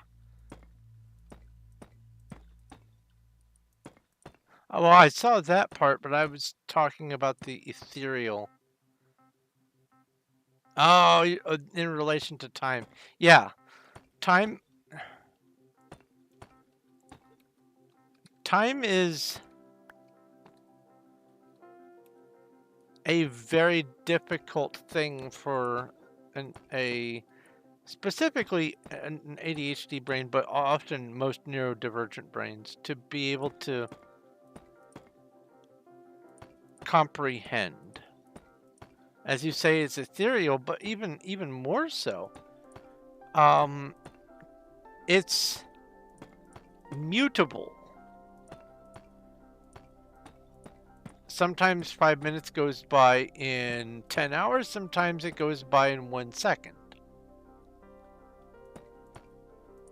And for most people, that sort of thing is driven by what's called novelty. If you have moments strung together that are full of novel events, it seems like more time is going by because more of your brain is dedicated to marking the new stuff. But if it's all same old, time can go by really fast. And that's the normal neurotypical brain. And that sort of thing also still does happen to neurodivergent brains, but there's another element to it where time is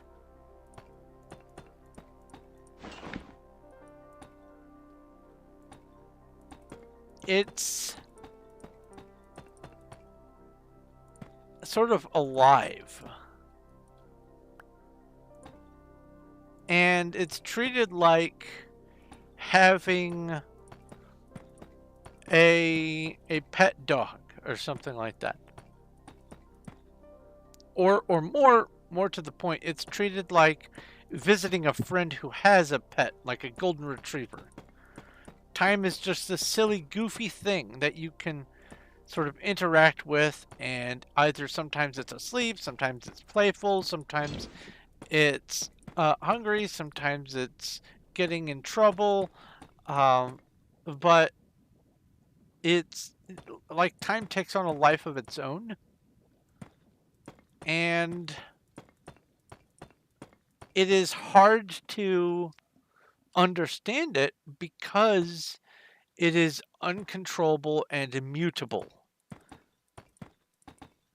And that does have a little to do with the whole novelty of it, but because of how it's framed for an ADHD brain, it feels like because it is unpredictable, it's something that it's not worth trying to understand. And so the brain just simply doesn't. It pretends that it's unimportant and doesn't exist.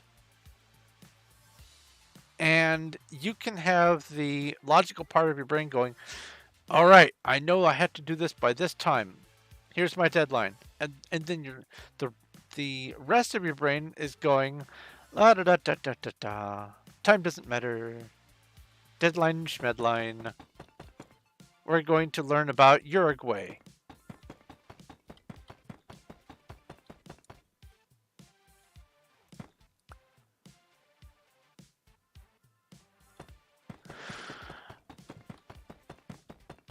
Also, there is a wild, oh boy, Hakamoo. Hakamoo.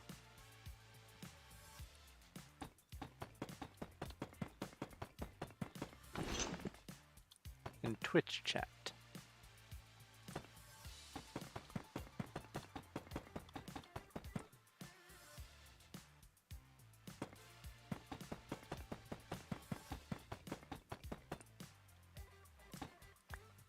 I think the only thing that keeps me sort of grounded and able to stick to any kind of routine whatsoever is the fact that in addition to my ADHD, I also have a separate fascination with time that has been latched onto by the autism part of my brain. I've got barometric clocks. I've got stopwatches. I've got pocket watches. I've got little grandfather clocks. I have this big steampunk giant gear clock that needs to be repaired. That's living in my closet over here. I used to study the passage of time as we mark it on calendars and why different holidays existed, the histories behind the days of the week, and that sort of thing. Marking time by stars and other heavenly bodies. Time for me is something more tangible, less mystery.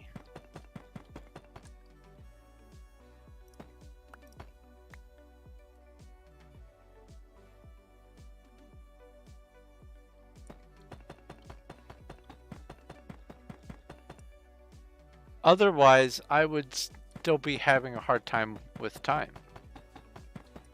Before I became interested in studying time and how we mark it, I was actually I was not getting by very well as far as routines and schedules and stuff.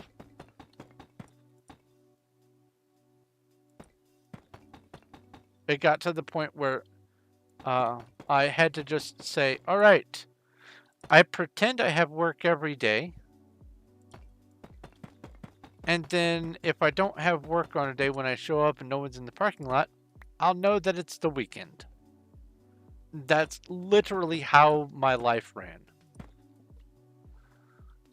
Sometimes back in school, I would just, even on weekends, I would be up and I would be waiting at the bus stop with my backpack, reading a book, sitting at the bus stop, and then after so much time went by, I would go, it must be the weekend. Sometimes I would have other clues that it was the weekend, but very often I would just go on default of just assume that there is school today. When given deadlines for stuff, this has to be turned in by such and such. It was done that day.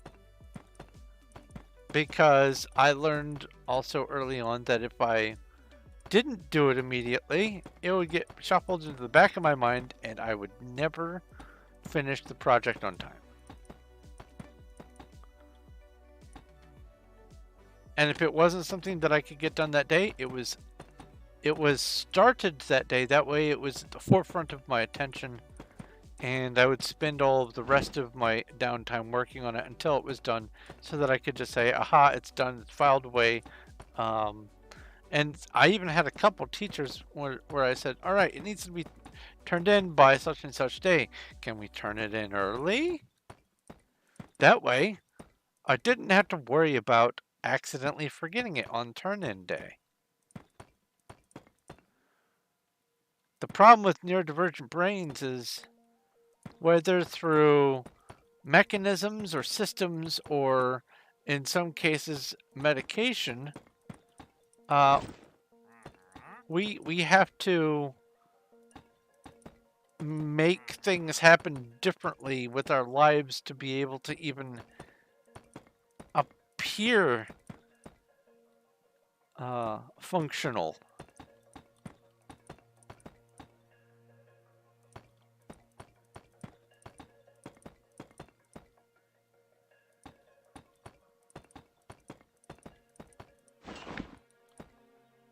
Oops.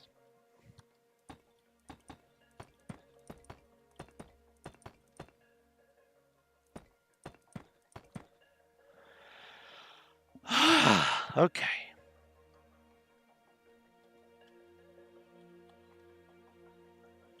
Grab a drink.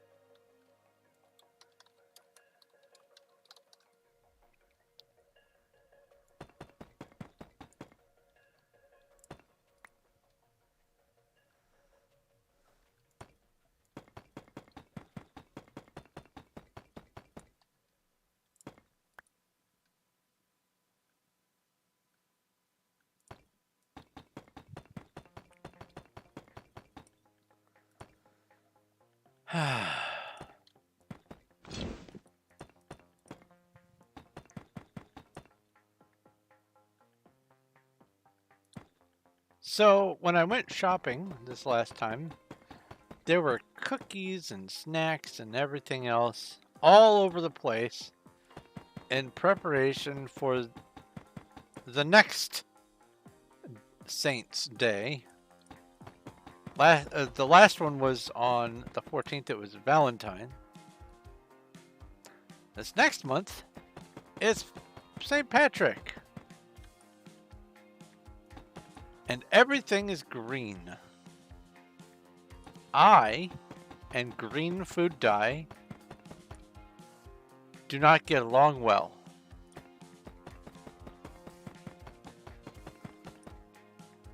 Let's just say, if there's green food around Christmas, I have redefined what a Yule log is. My digestion doesn't fare well with green dye. So it was really easy for me to just walk past all of the snacks and treats and stuff that were right there in the islands, right everywhere, not just at the entrance, but everywhere in the food section and elsewhere in the store. And then the worst thing happened. The Valentine stuff, what there is left of it, is on sale. So there's this little section of marked down Valentine's food, cookies and whatnot, cupcakes and that sort of thing, that I had to just grit my teeth and walk past. I managed to go through the whole store without buying any little sweet snacks at all for myself. Wait, I take that back. To be completely honest, I did get diced fruit cups, which are technically sweet. Because I'm trying to get more whole fruit into my diet. So I got a box of little cups of, I think it's peaches, and the other one is mixed fruit like cherries and pineapples and stuff. So technically those are sweet snacks, but I don't put them in the same category as like a box of cupcakes.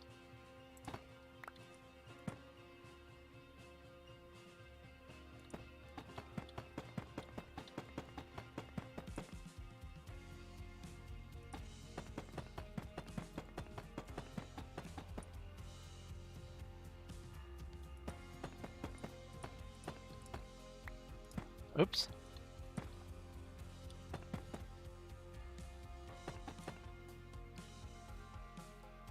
You want some Irish soda bread? Mmm.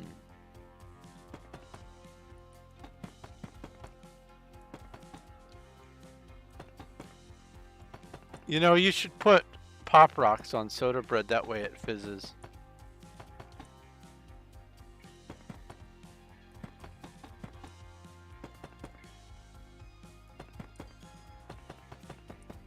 Oops.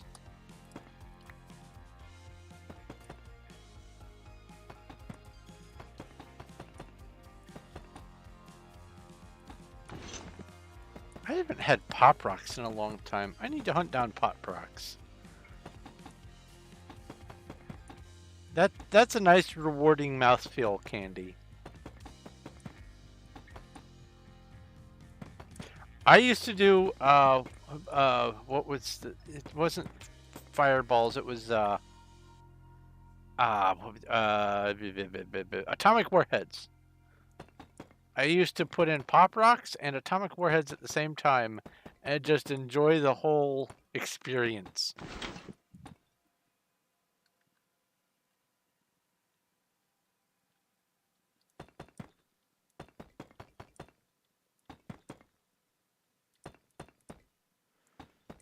If you put sprinkles on bread, That's awful close to what Australians call fairy bread.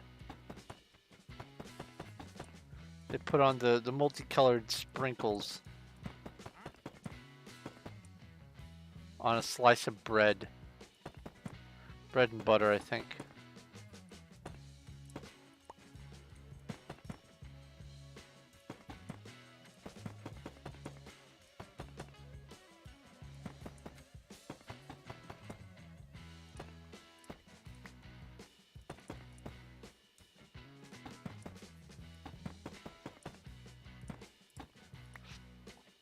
Oh, um, a couple weeks ago I was talking about how I make what I call rust bagels. I I was distracted when I was talking about it, and after the stream I realized I made a mistake in explaining. Yes, it's cream cheese on plain bagels with the silver colored sugar sprinkles, but the other stuff that I put on isn't just cinnamon, it's pumpkin spice, which is, you know, a half dozen spices and no pumpkin at all.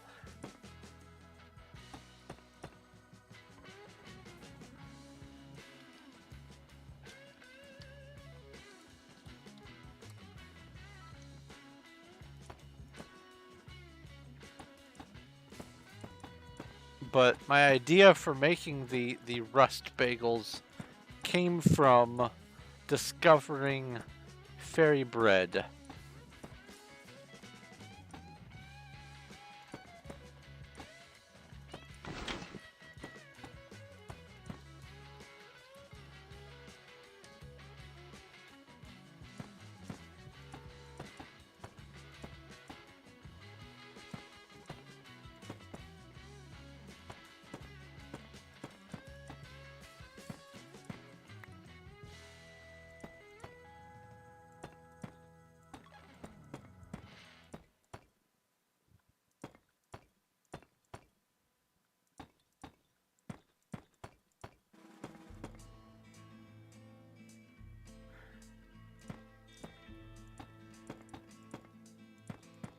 We just made some banana bread not that long ago. The recipe called for adding raisins. Ew. Raisins are fine, but ruining banana bread with raisins, no thanks. But what we did end up doing to add a little bit of texture, because I can't chew nuts. We added just some dark chocolate chips. Worked out real nice, very yummy, and it was chocolate and banana, which go great together. But there is a type of bread that I have been kind of craving for a while. It's I can't remember. Is it cucumber bread or zucchini bread? That's the sweet bread. One's good for putting in like ranch dip, and one you put butter and a little bit of honey on. I can't remember which is which. I think it's zucchini that's the sweet bread, and cucumber bread that's the salty one. Anyway, I have been craving, honestly, both. I've been craving bread lately.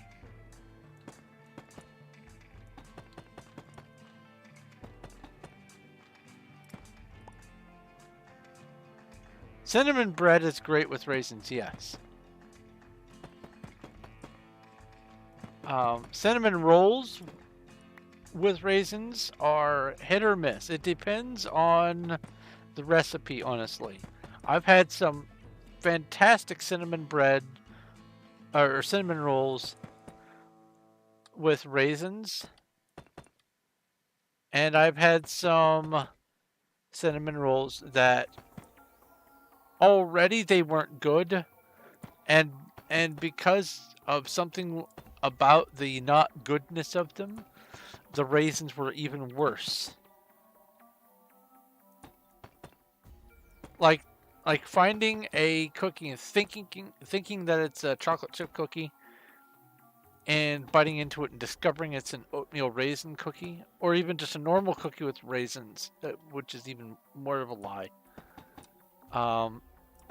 That sort of disappointment times 5.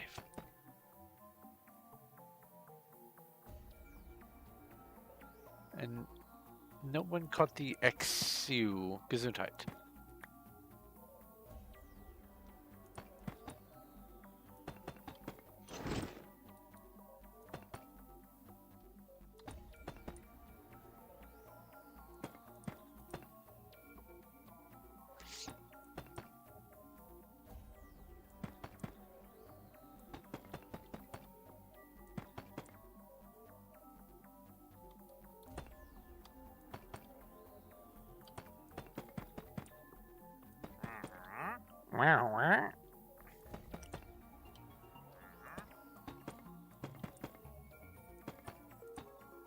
I've been afraid that that wandering trader is going to try to climb up on there through that little groove, but they're staying away from it, so they're out of the way.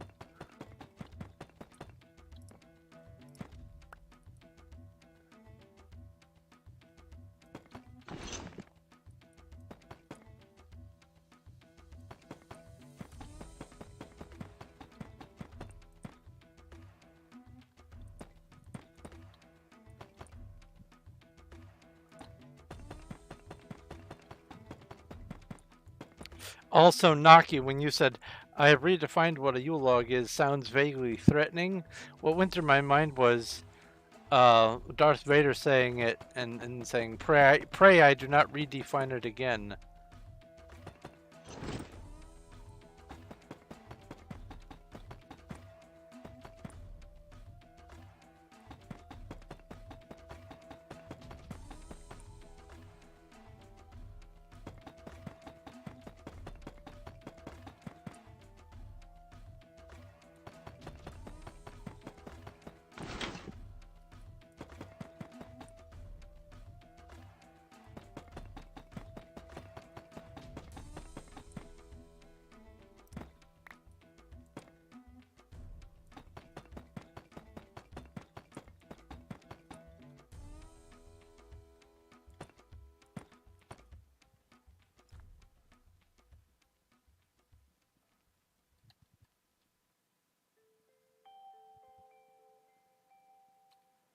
I say work on the other corner.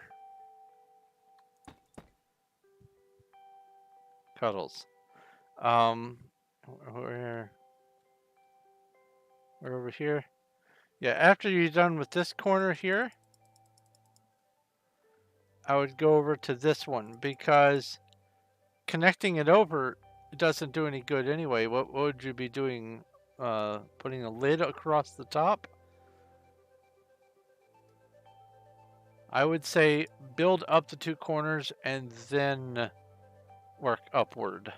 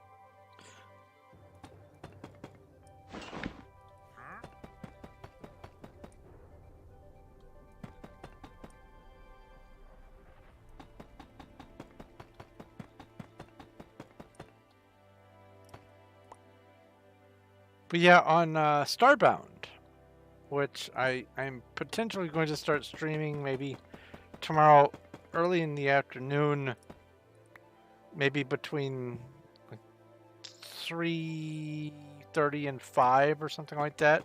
Not a long stream, just some. Um, I'm wanting to play it on casual as opposed to normal, and here's why. What I want to do with the playthrough of it is,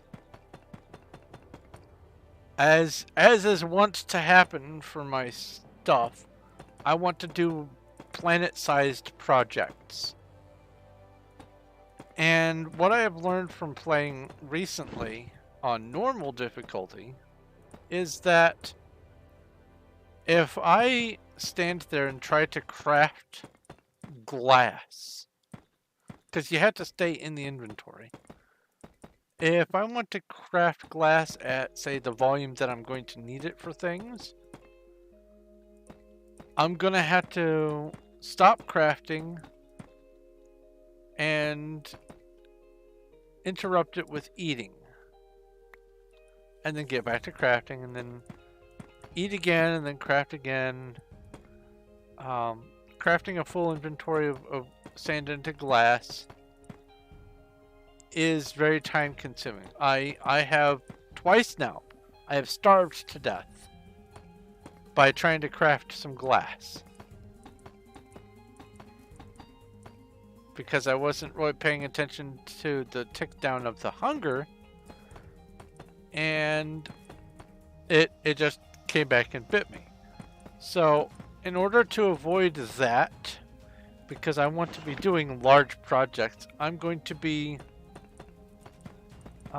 doing it on casual instead of on normal. I'm still going to be going after food stuff. You monster!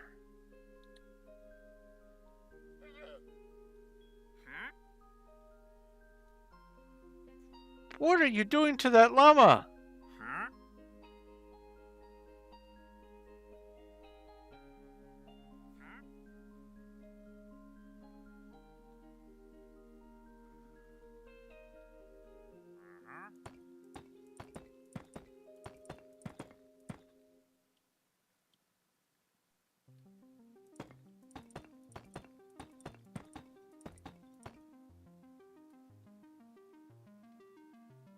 There is an invisible monster that is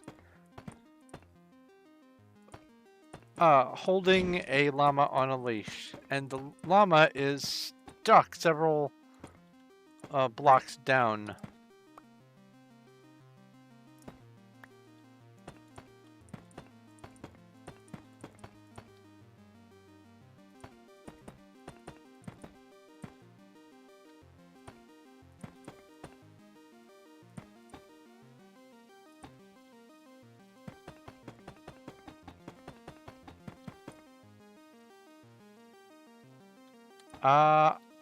I will show you when I get back around to it. I don't remember where it was.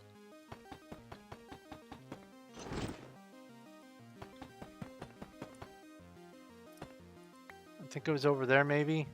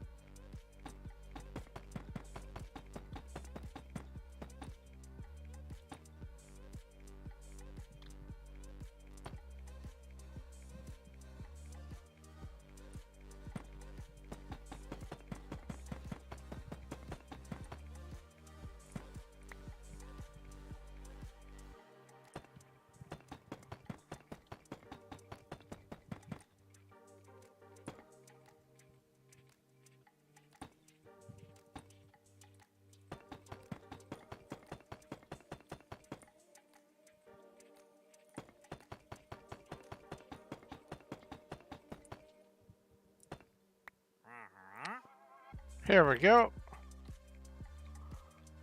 TPA here, bruh.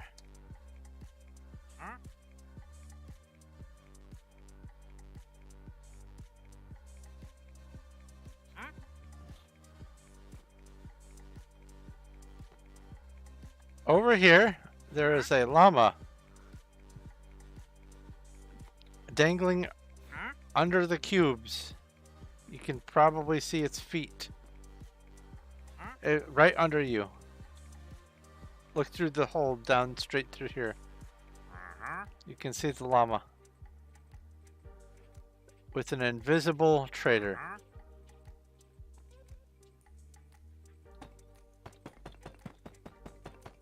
And the wandering trader is the monster because of what they are doing to that poor llama.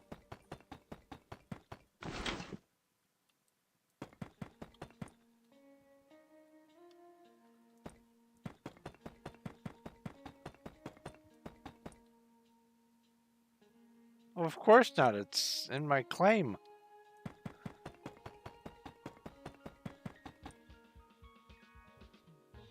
And also, why is that people's immediate reaction is, I want to try to kill it. Ooh, a creature inside someone's claim. I want to kill. Ooh, PB2. About a year ago, I had someone come pay a visit while I was working in my base. And I had an Enderman named and living in a minecart. They came over and they killed the Enderman.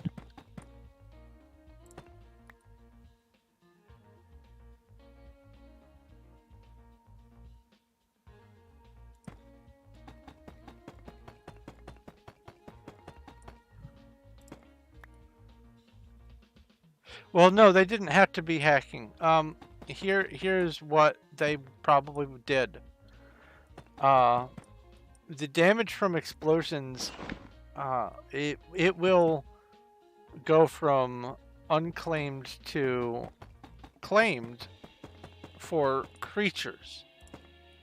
So all they had to do is either place TNT or grab a creeper and make an explosion happen next to your sheep, and there you go.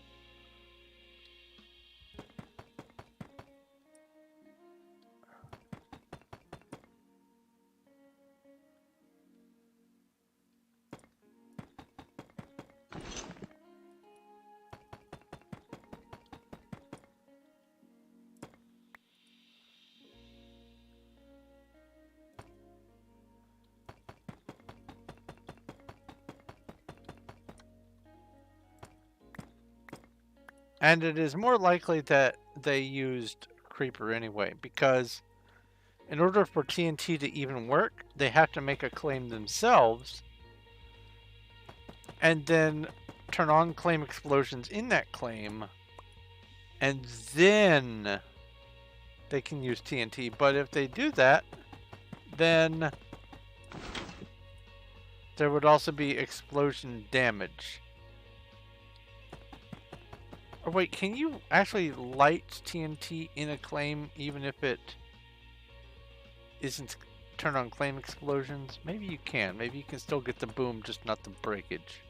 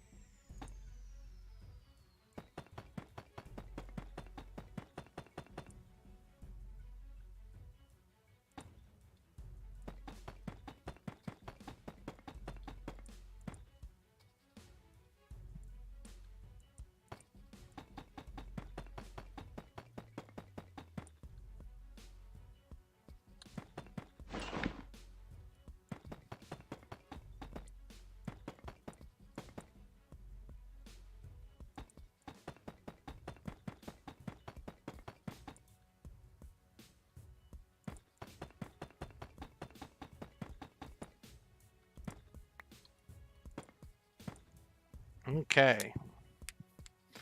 Congratulations, Cuddles and Emma, for catching the Amara.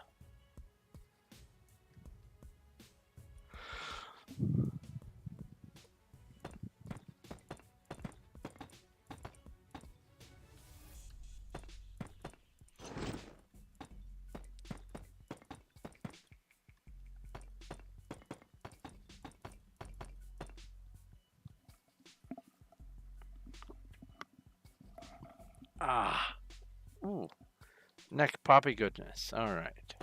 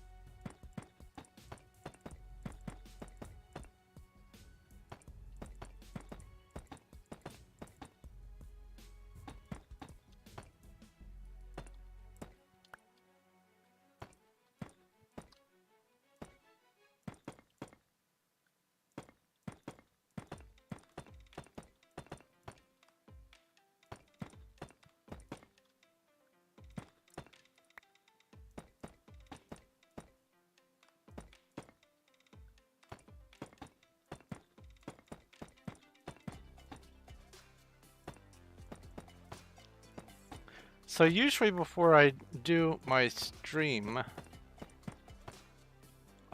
earlier in the day, I should say, I will ride my exercise bike for about half an hour. And when I'm doing that, I watch the videos that I made just for that purpose, which it really does make me smile seeing that there are dozens of other people who have watched them, and some in their totality. But today, instead of doing that, my workout was wringing laundry from the washing machine so that it wasn't sopping wet when it went into the dryer. Still, my wrists are complaining at me for having done it.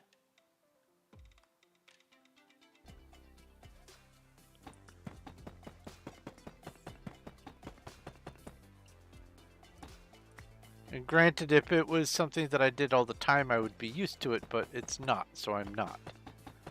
I know that way back a long time ago, before there were washing machines, people used a little basin and washed stuff by hand, and that was just the way things were. And that's great, but I don't do that.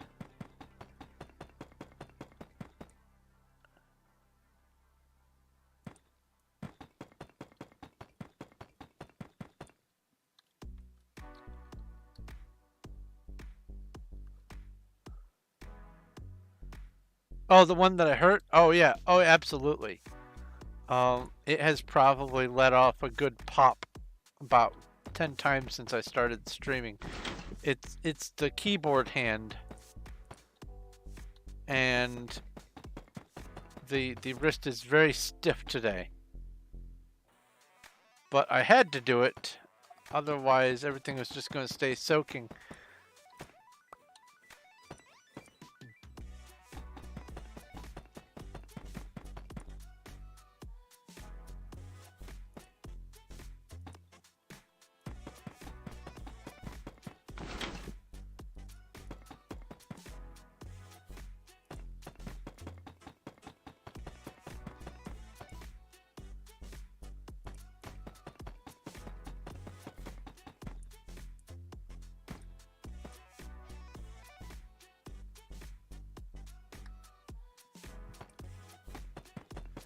Can just hear me over the pixel fireworks?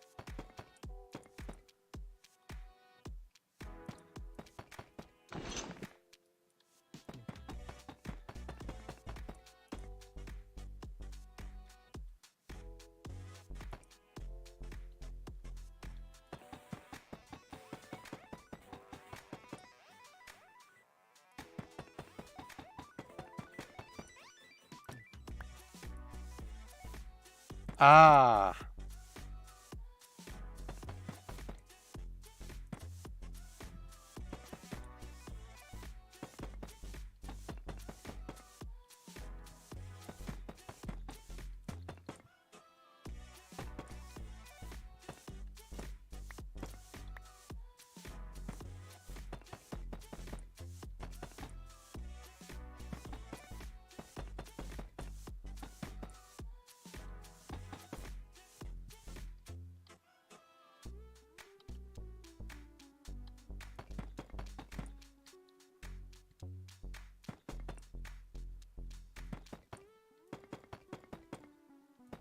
Are you kidding? Some of the fun is the downside.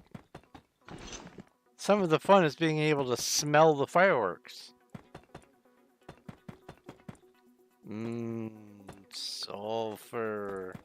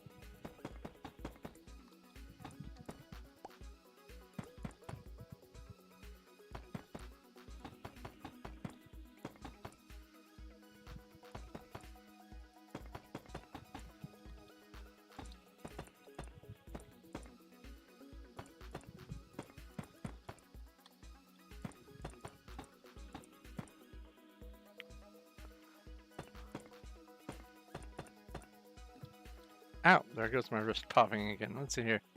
Okay, so I've done 6.5 shulkers already. And it's 2.5 hours in. Oh, okay, I'm doing pretty good.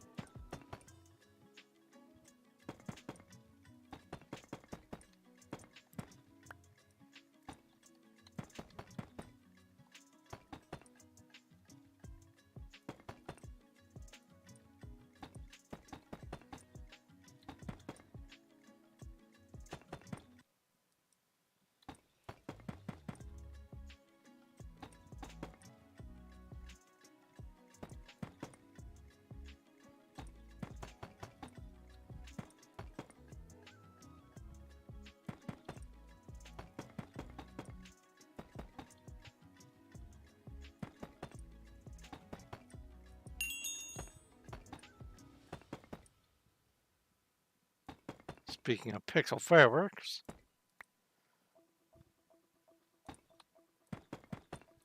All right.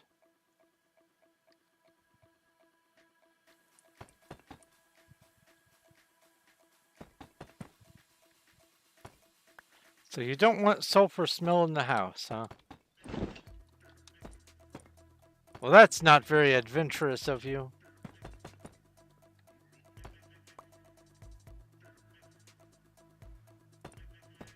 Give me anything with eggs and a day, and I can have a house smelling like sulfur. I'm not proud of it. I'm just saying I can.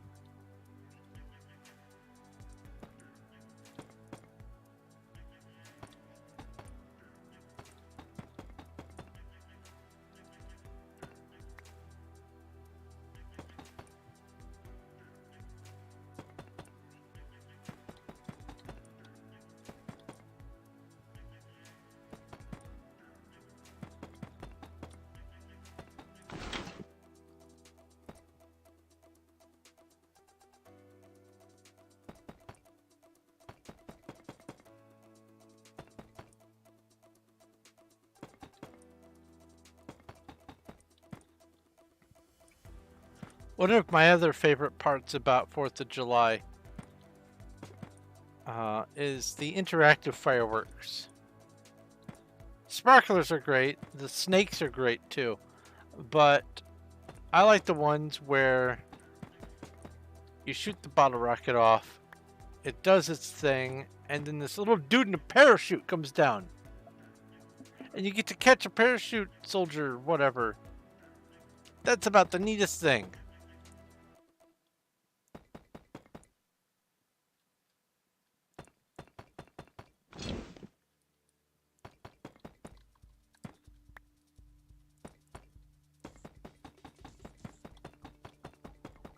Oh, what am I doing?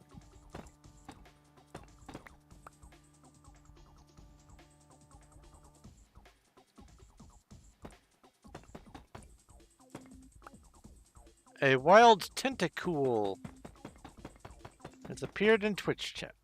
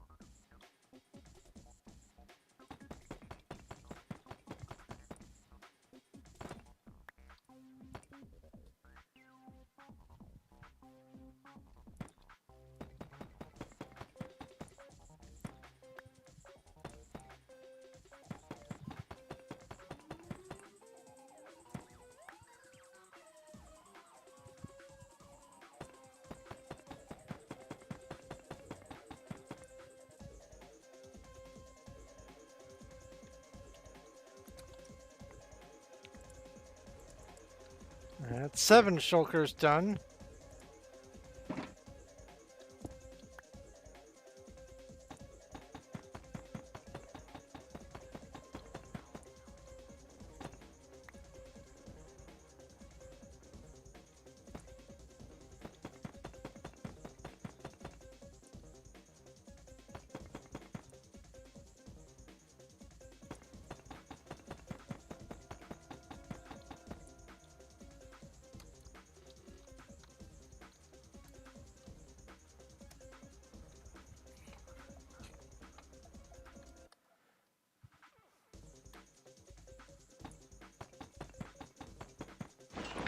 I like the color blue ice.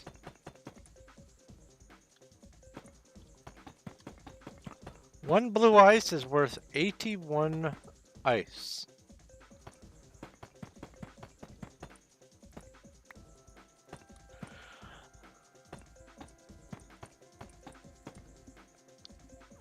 It's like toast.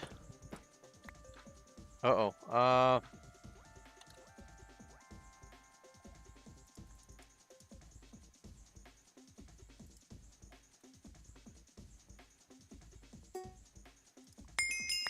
Thank you. Toast is someone looked at bread and said, cook it again. And blue ice is someone said, to packed ice, they said, pack it again.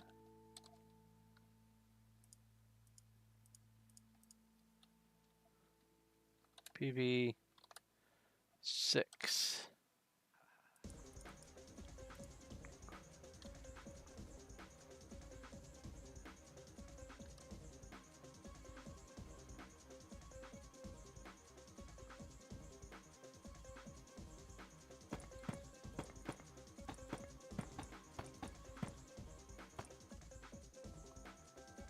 Oh, let's just throw the blocks.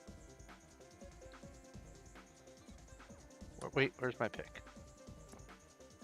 Oh.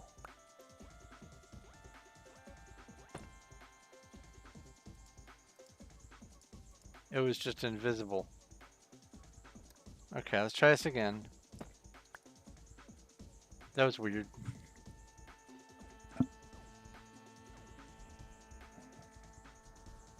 I rub my eye carefully.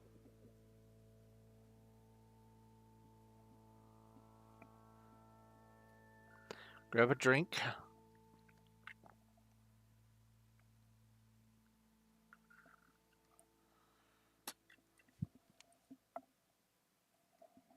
Okay.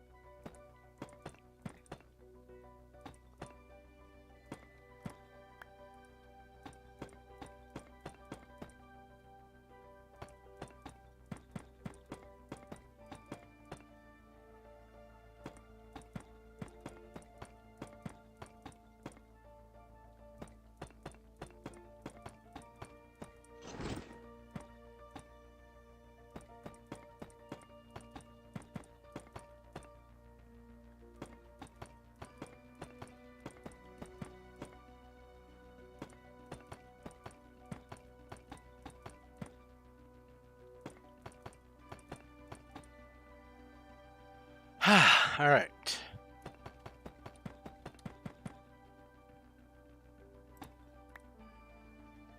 Menger Sponge building ASMR.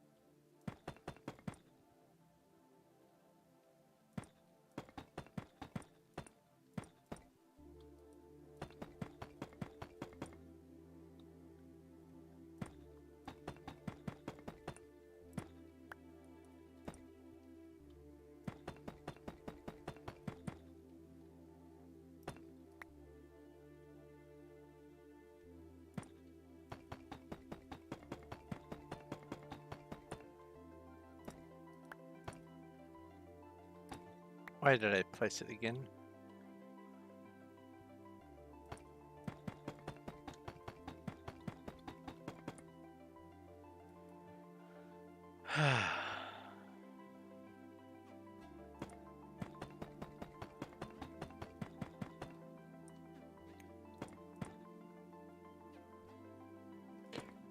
Honestly, I'm glad that my eye has recovered as much as it has. It's basically back to normal. Um, there have been situations in the past where it's days before I can even properly see through my eye. Story that might make your skin crawl. A long time ago, I had one time where I had slept with my eye open and touching my pillow. And when I woke up, it had adhered to the pillow. And so what I ended up having to do, because I was afraid that if I tried to pull my eye off the pillow, it was going to stay on. And then I would be minus one eye. What I did is I ever so carefully took the pillow to my shower, turned on the water, and soaked the pillow thoroughly until my eye was able to work free from it. That was a nightmare.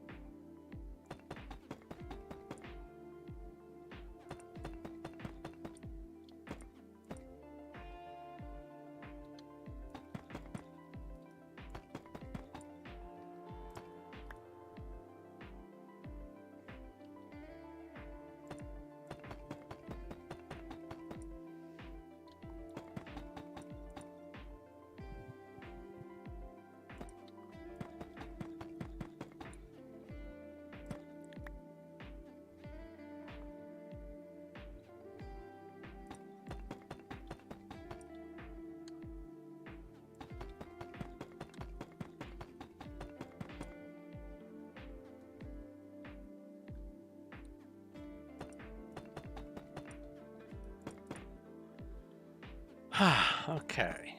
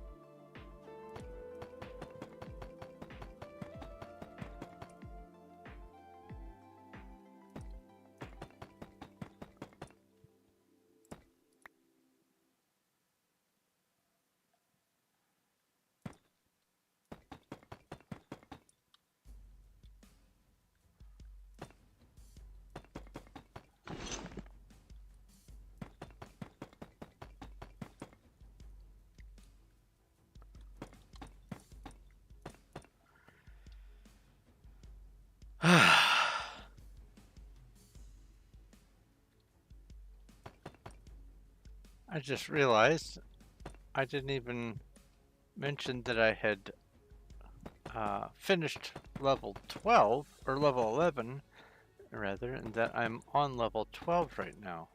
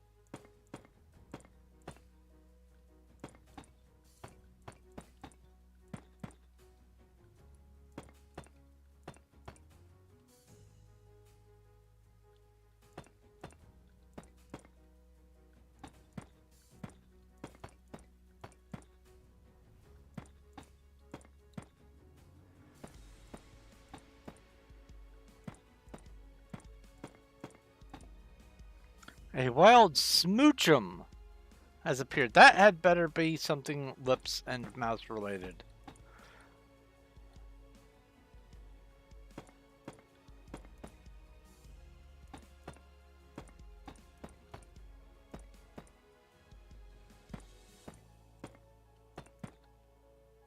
And honestly, it sounds like something that should be reserved for Valentine's Day.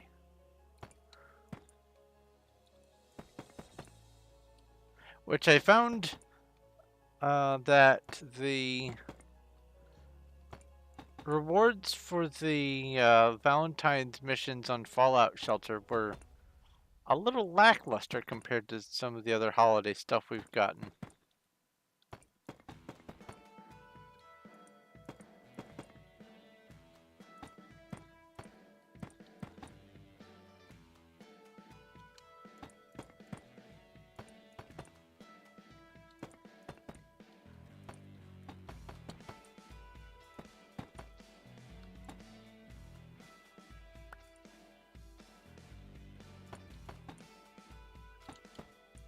Oh, also on Fallout Shelter.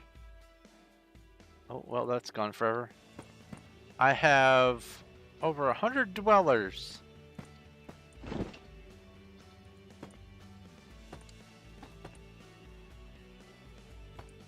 And before I allow any more in, I'm training up a bunch of them so that all their stats are maxed out, so that I can have a little bit better facilities.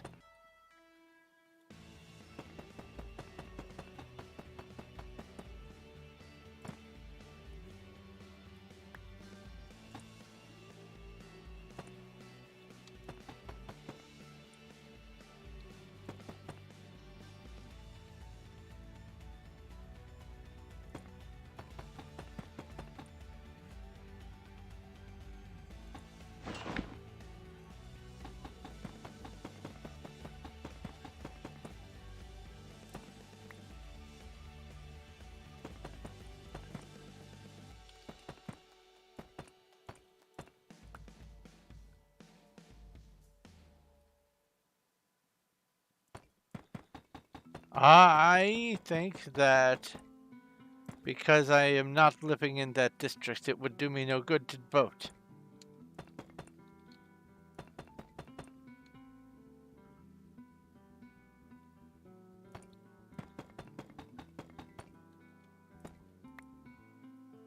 And also, I don't know what the platform is that you guys are running on. What are your campaign promises?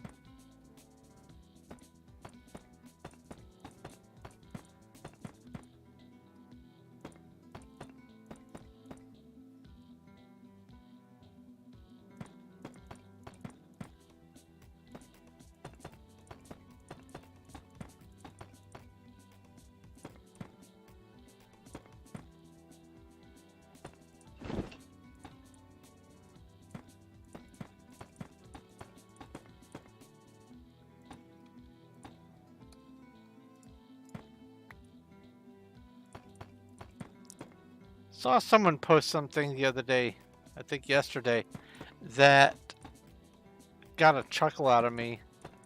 They had a picture of an office building, and turns out it was the office building for the Zoom company. And they said, it's funny that they have an office building. And you know what? Fair. Especially when that size.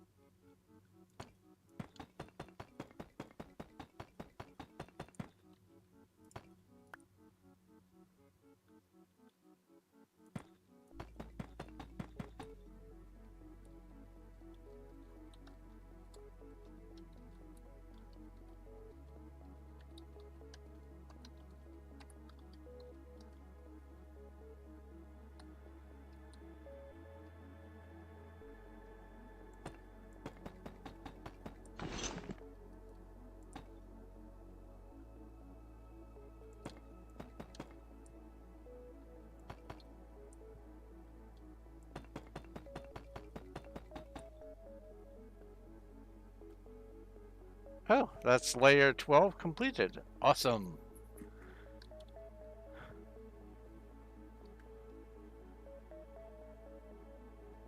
I'm the town mayor. Oh no. Oh no, I fell for it. I forgot. John Jacob Jingleheimer Schmidt. His name is my name too. That's the whole song. Oh no! I voted for me.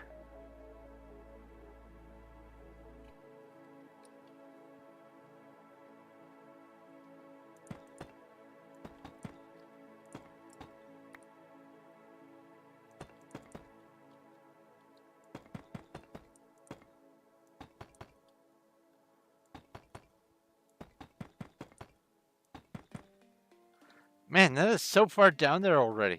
My goodness.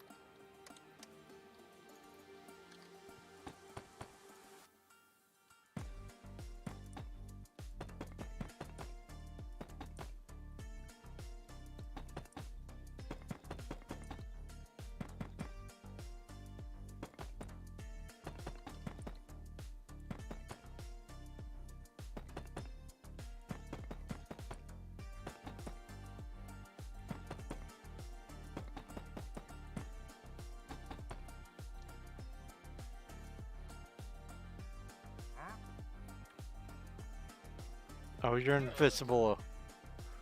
You're still dragging that thing through there? Oh, no, this time you managed to kill it. I witnessed the murder.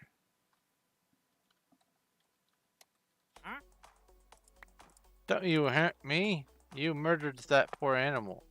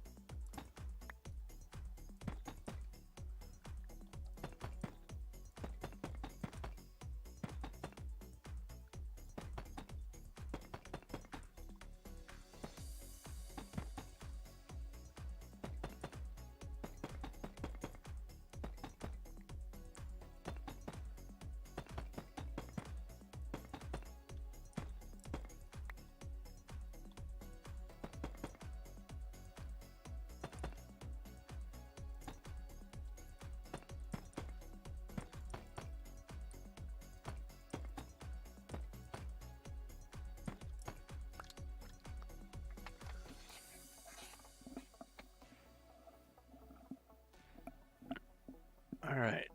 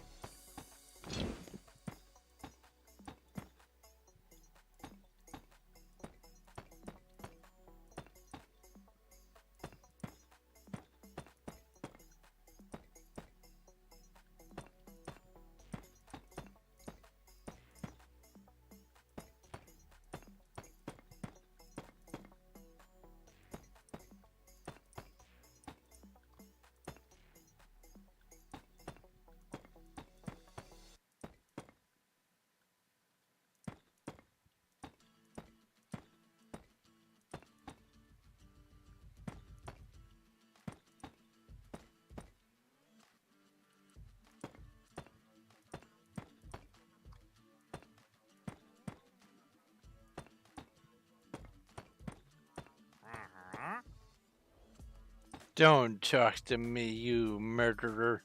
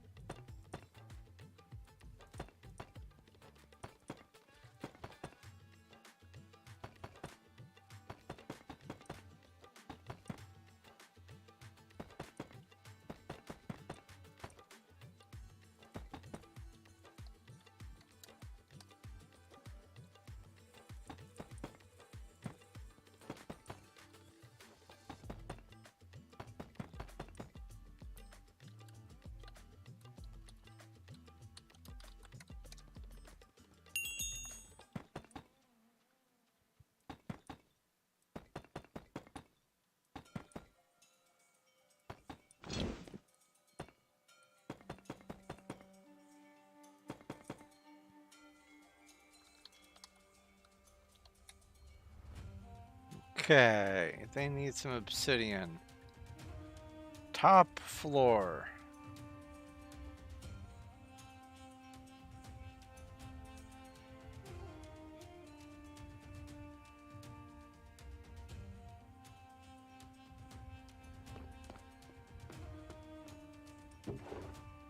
See, the cool thing about obsidian is obsidian's infinite. Because lava's infinite.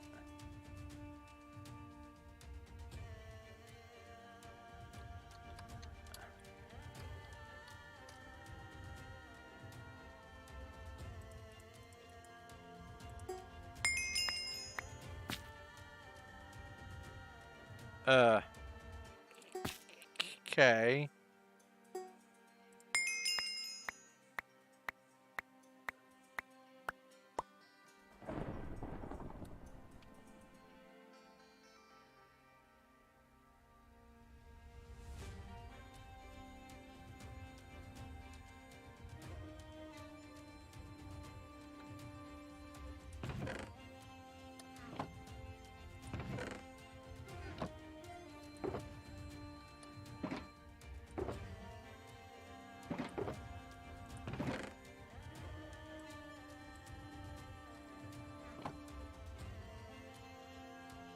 In fact, where did I put that? It wasn't, no, it wasn't here. wasn't there. Oh, is it still up here? It is.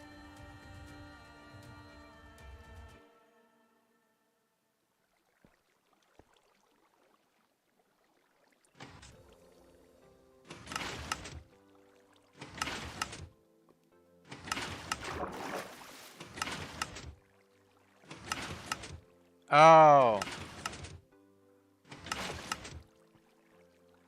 That's right. I was rebuilding it.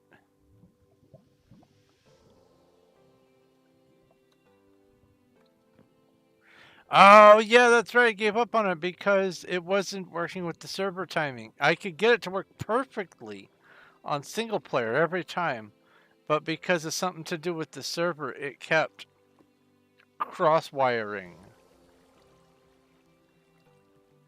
But this is my obsidian machine.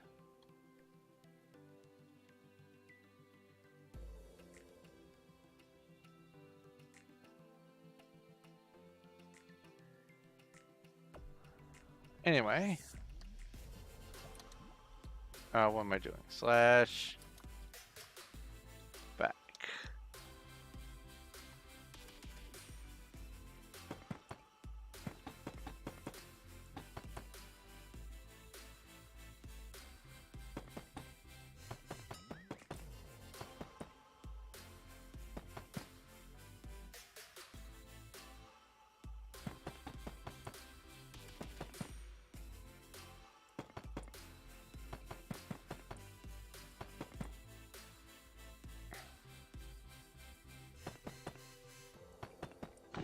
Oh, the chiseled machine. Yeah. I have transitioned to just placing 8 of them at once and just working on the floor.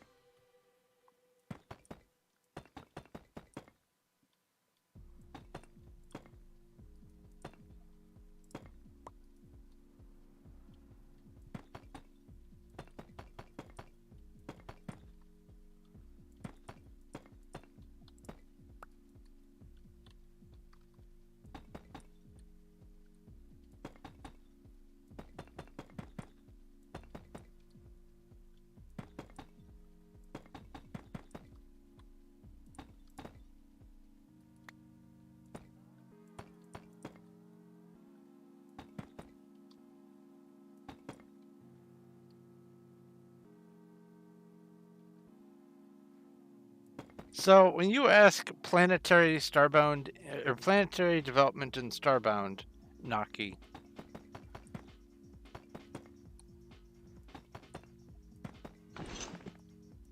are you asking what I plan to do with the mega builds?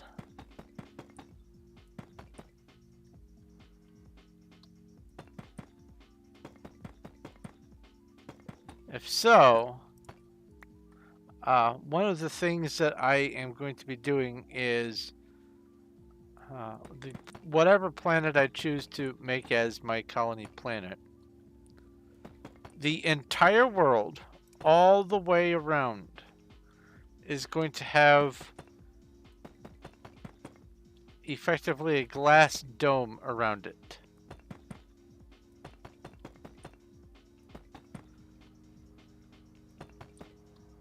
All the way. It's going to be a space station at the top of the world for people to be able to well, pretend people to be able to, well, I guess I mean people also, to be able to visit.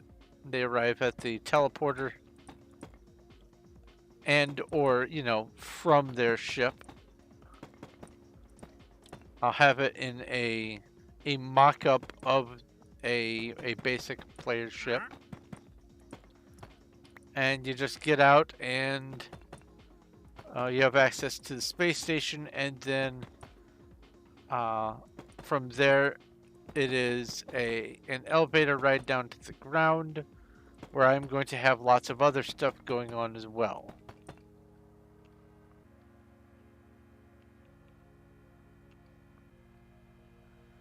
I have a design for a massive farm building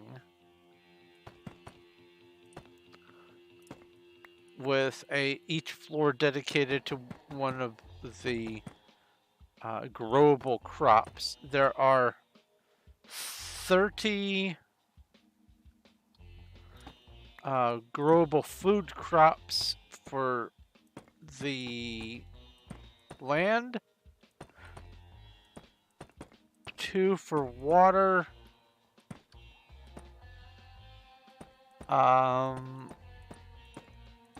technically the flesh stalks I think are used in some food. Cactus is used in some food, kelp is used in some food, so I have regrowable versions of those.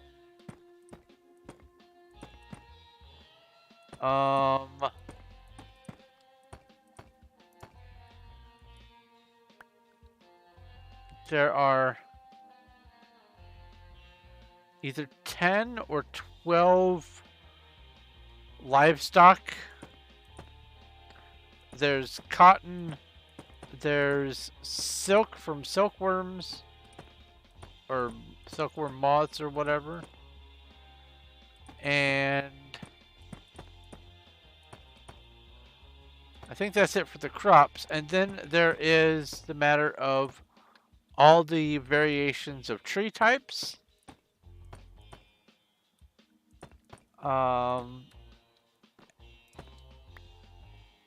And then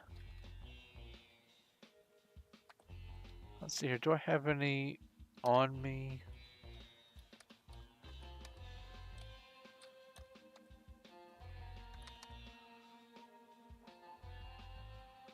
You want a whole stack? I'll just go ahead and get a stack.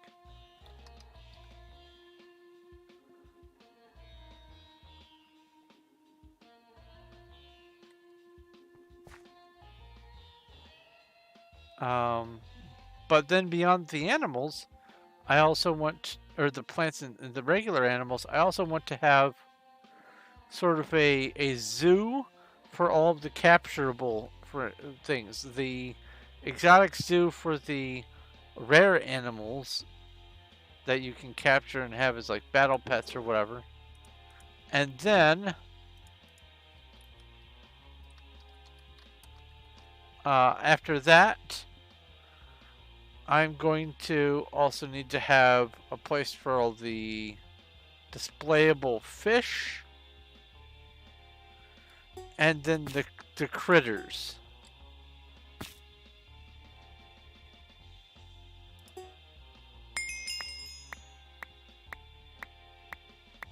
Then after that, I'm going to be making a colony. I don't know what the situation is with the colony building, but what I want to try to do is make districts for each of the species.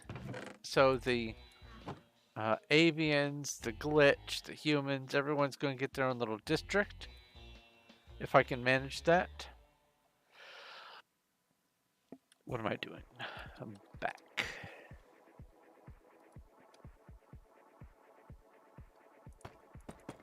And I'm going to see how extensive I can make that.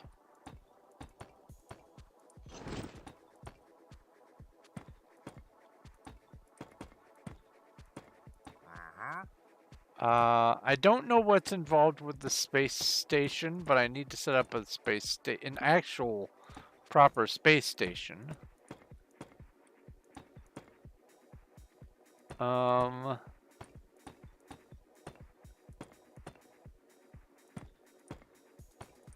And then there's going to be the Museum of Things.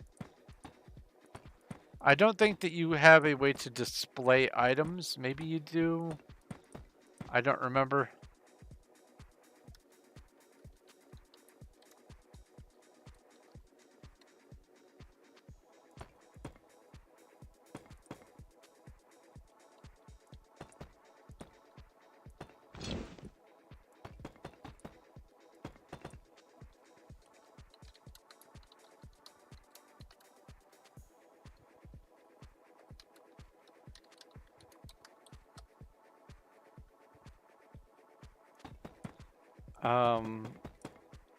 Let's see here.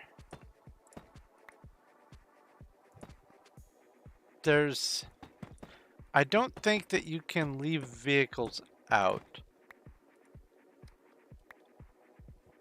I think, oops. I think once you leave a planet, any vehicle that you have placed just teleports with you. So I can't have like a museum of transportation. I am going to have a highway so that you can travel around the world rapidly.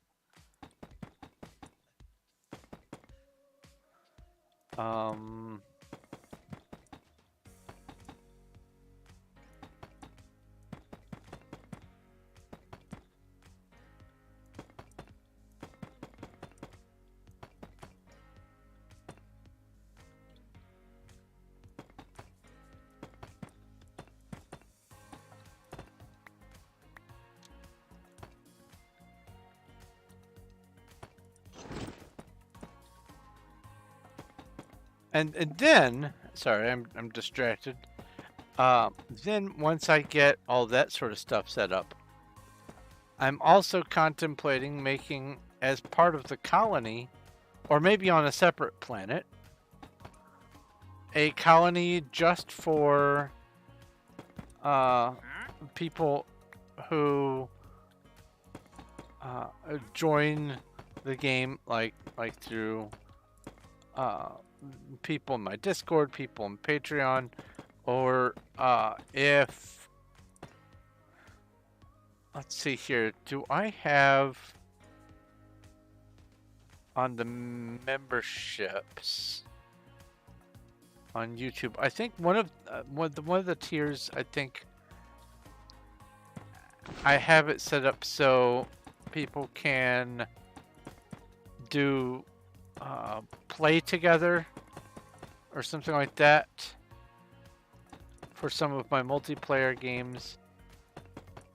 I'm not remembering that clearly, but if I do pursue having a sort of a multiplayer option, I think it would be nice to let people have a place where they can build their little home.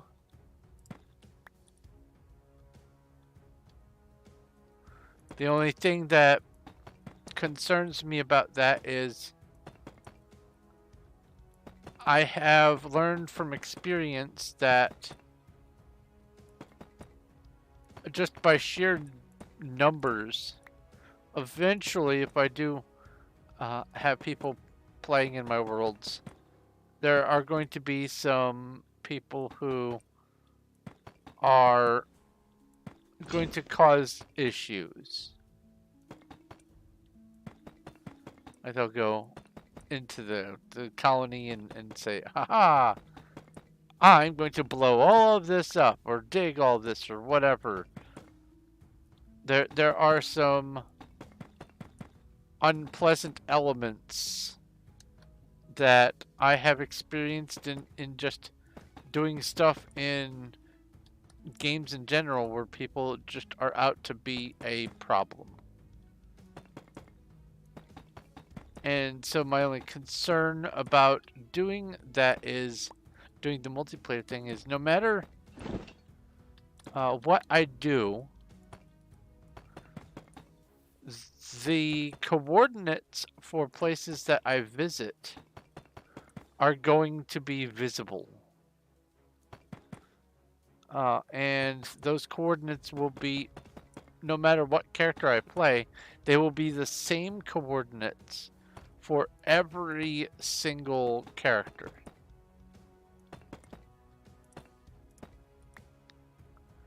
So if I have a planet on coordinates 0, 0, I'm not saying there is one there, but if I have a planet there, then that same planet with all the stuff that's going to be built and in chests and everything else will be on there no matter what character I join on this computer.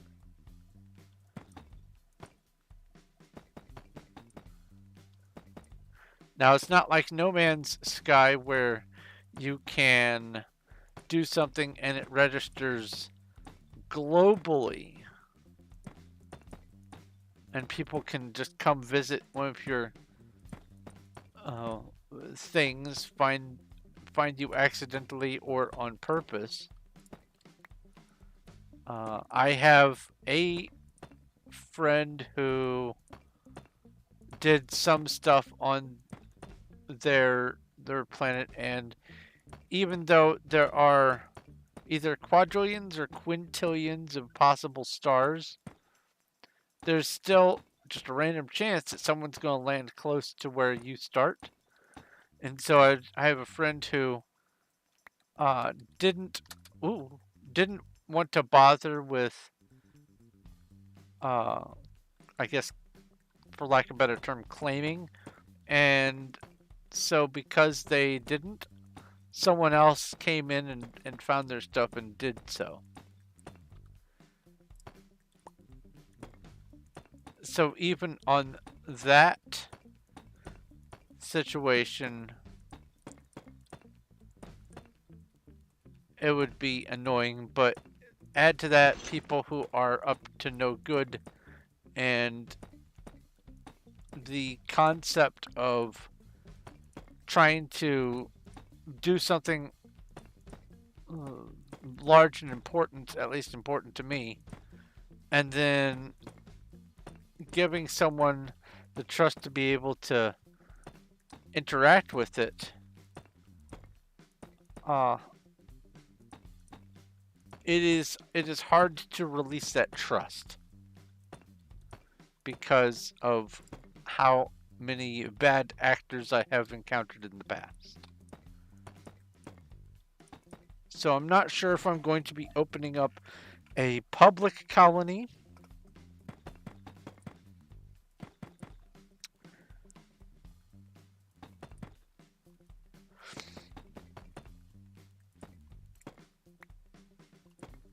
We'll see how that goes.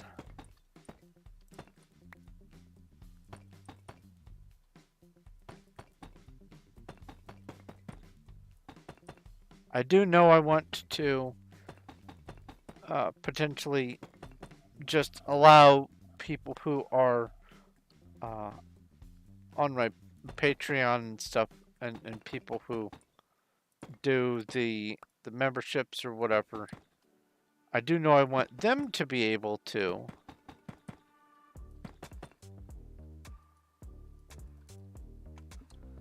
PV2. That's 9. Oh.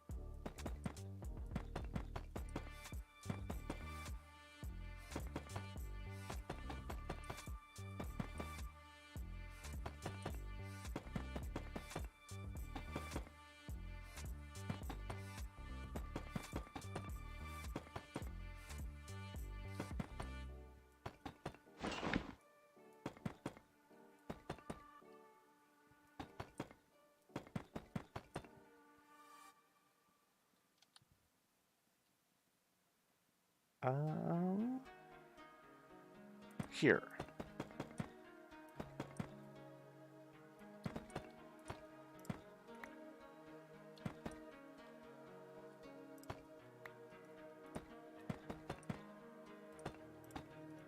Boy, I'm just misclicking everywhere.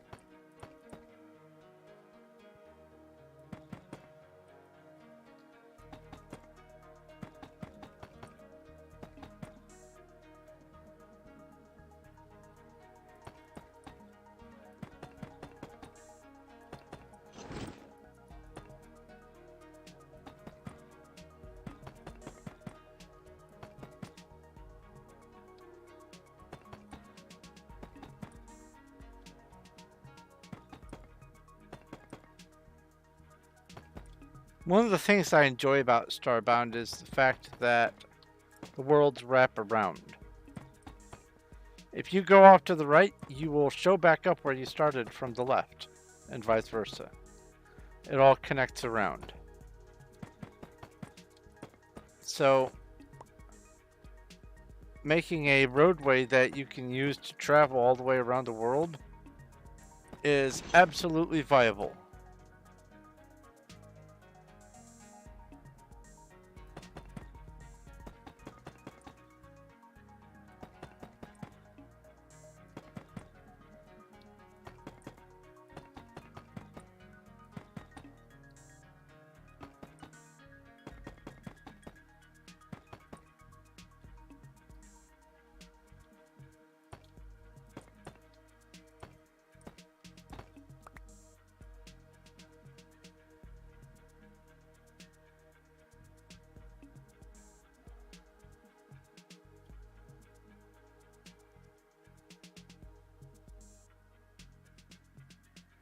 Yes, indeed. The like button. Oh, that reminds me. Well, everyone who's on already knows that I'm streaming, so I won't bother reposting the alert thing.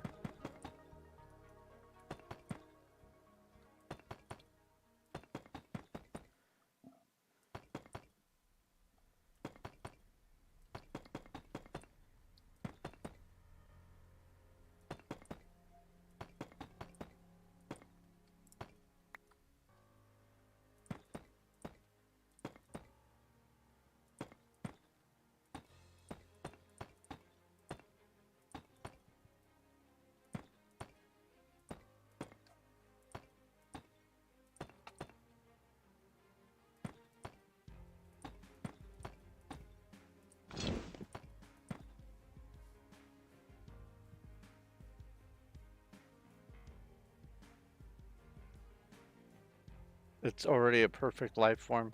Ha ha ha ha. That's funny.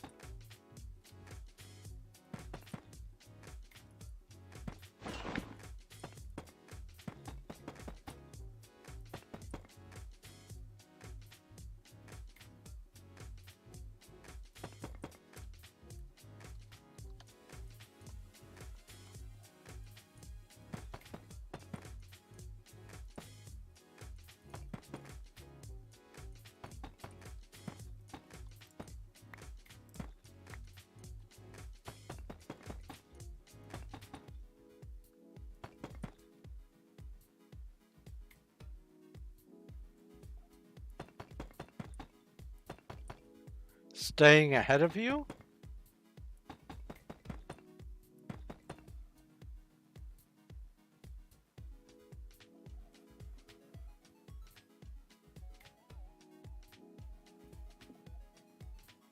Oh, I see. That's Cuddle's loyalty and then your loyalty. I see. Or yours and then hers. Okay.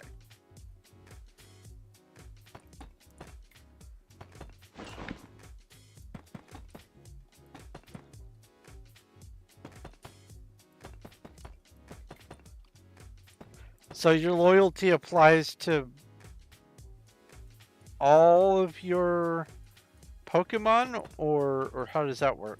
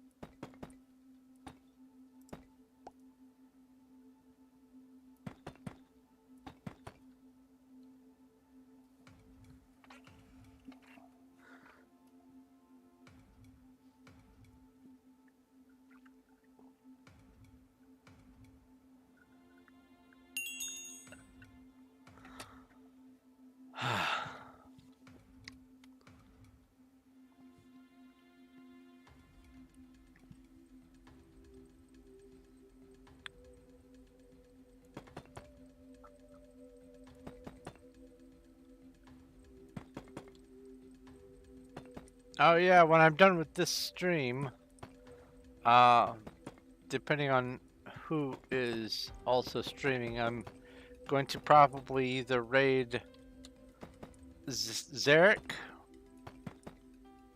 If he is not streaming, then probably Liminal if they are streaming.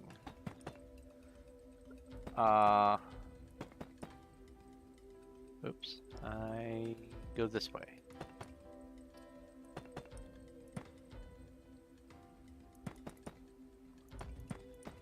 But we'll see about what's going to happen when that time comes around. I still am at the very least going to want to finish this layer.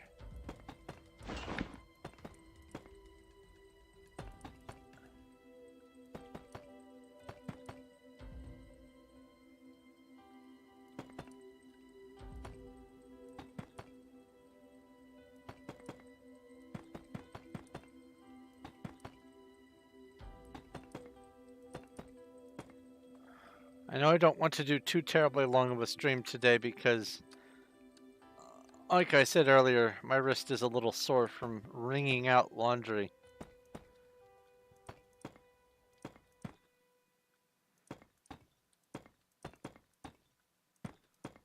It's been popping this whole time. A wild horsey has appeared.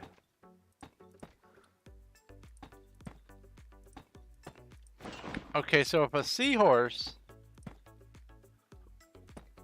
is something that looks horse-faced that lives in water, then a horsey, I would imagine, is potentially something that looks fishy that lives on land, but still is horse-like. It's like body of a horse, head of a fish, that sort of thing. Some weird manticore kind of thing.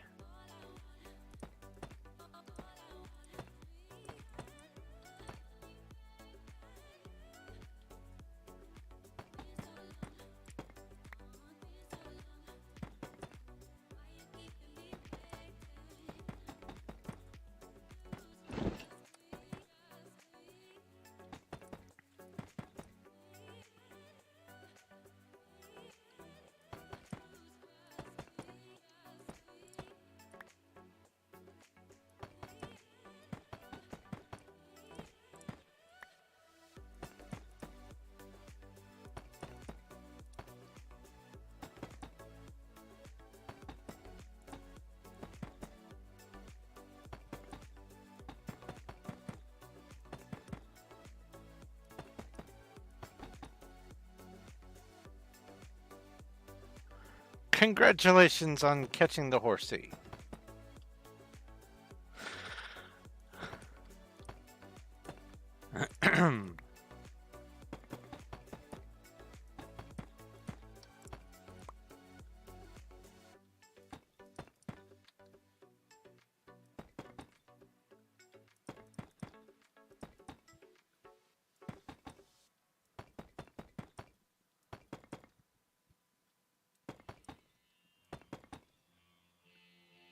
It looks like a seahorse.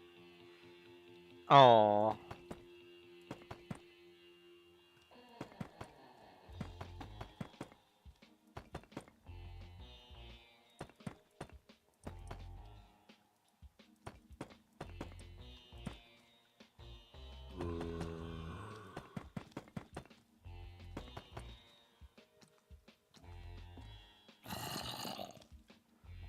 Huh.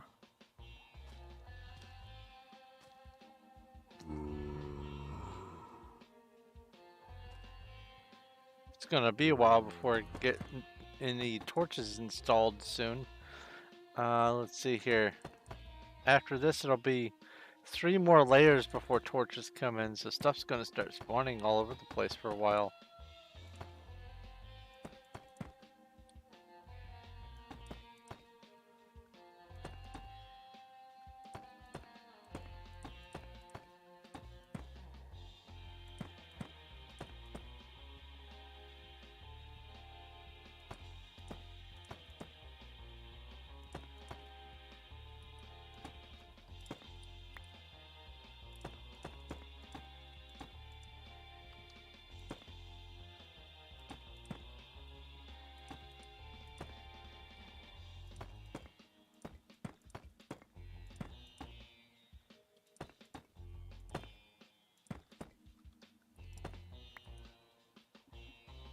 A lag double place.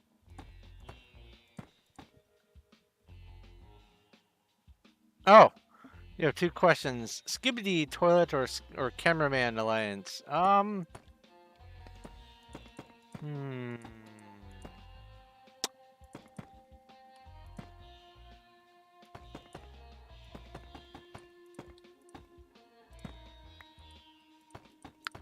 I forget which one represents. I'm gonna guess that the cameraman represents big media. And if that's the case, then Skibidi Toilet, definitely.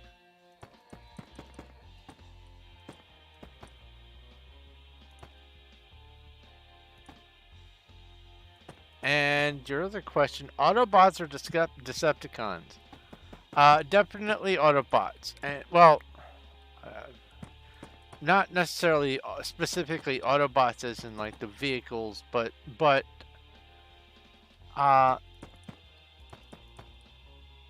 there are a few of the Transformers that, to me, have a sort of a steampunk vibe, and all those, or I should say none of the steampunk looking ones that I'm familiar with are Decepticons. They're all Autobots.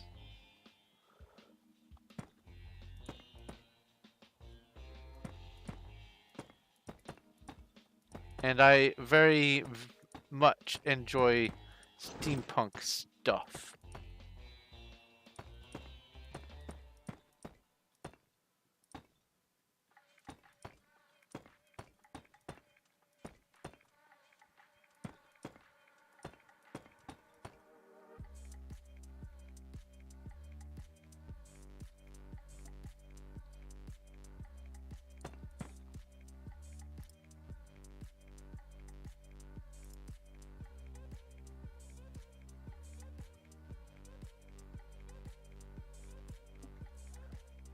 Ah, it's a little blue guy.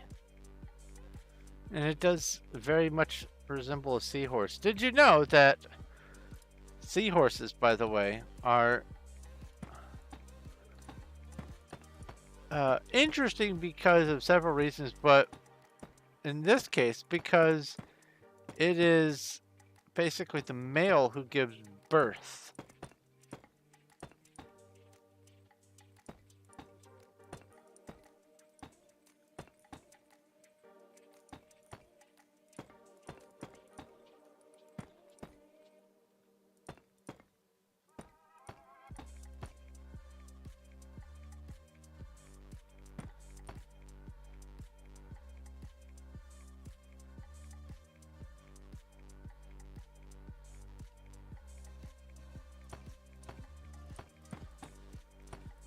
Wait, one fin? Did I miss that? Oh. So they are terrible swimmers. Is that terrible swimming part of their lore? Or are you just being funny?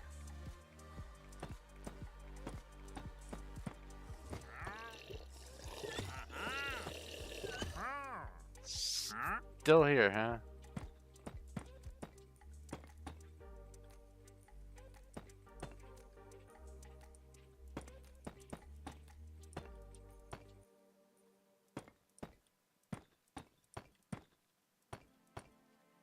I do need to catch up on Skibidi Toilet, though.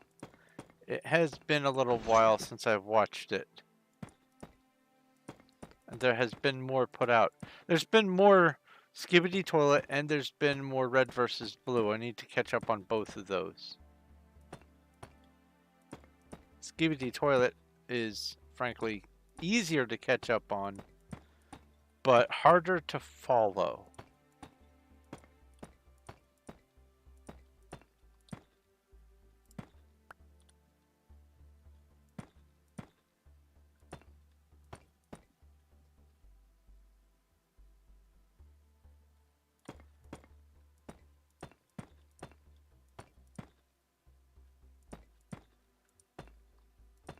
Grabbing stuff so they don't float away.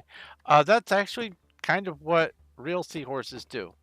Their tail is a little bit prehensile, and so they will grab onto stuff so they don't drift around.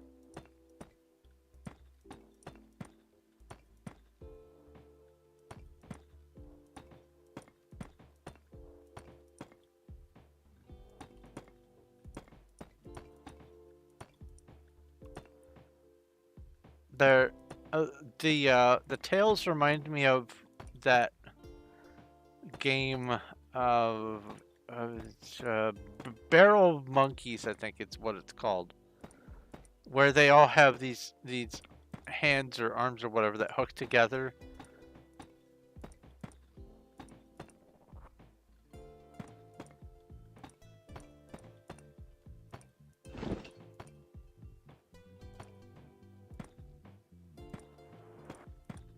Which, by the way, that phrase, I don't know where it comes from, but it's a weird one. More fun than a barrel of monkeys. Why is a barrel of monkeys fun?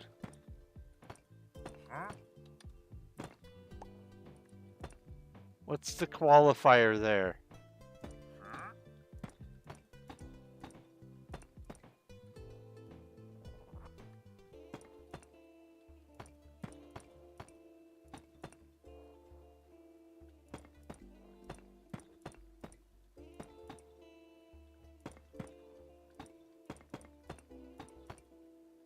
Let's see here if I can find it.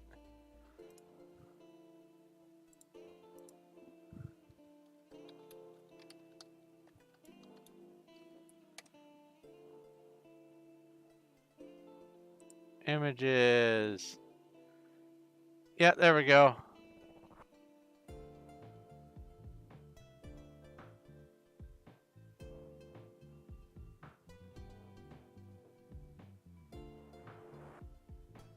I'll put it over in the Discord. Let's go. Take a screenshot, and I'll just, I'll select everything that's visible on the screen. Copy. Over to the Discord. I'll put it in pick and video spam, why not? Barrel of Monkeys is the name of the game, and the premise is you're supposed to use one monkey to pick up another, and then use that one to pick up another, and so on and so forth, until you can't pick any up. And then it's the next player's turn. and whoever has the most monkeys by the end wins. Ideally, in a perfect world, you could get all the monkeys in one go and just win all at once. But almost universally, whoever goes first wins. Because you can use your leverage to pick the ones that have the most available mobility. And if you do that right, then you just can't lose. It's like going first in tic-tac-toe. Unless both players know the perfect things to do per turn, player one should always win.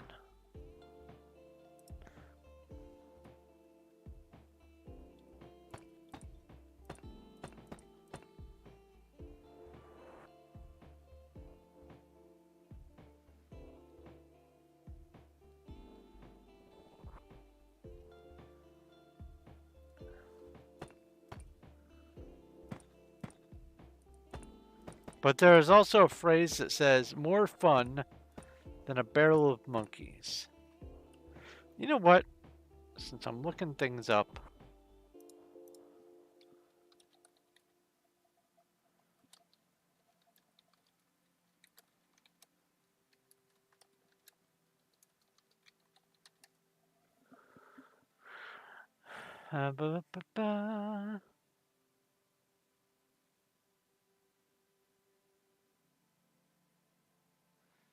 very amusing or diverting, as in that video game was more fun than a barrel of monkeys. This expression, first recorded in 1895, alludes to playful behavior of these primates. Okay, but what makes them playful in barrels? Am I missing something?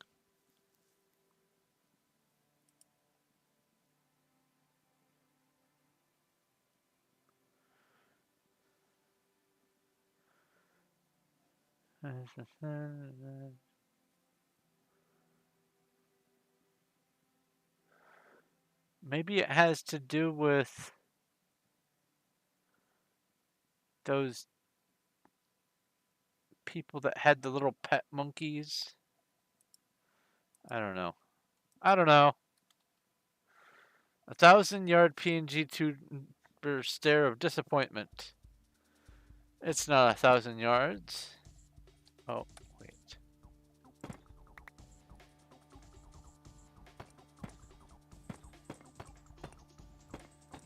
I would hate to mow that much grass. See what I did there? So, Skibidi Toilet or Creeper, this is a meme. I'm not familiar with the meme.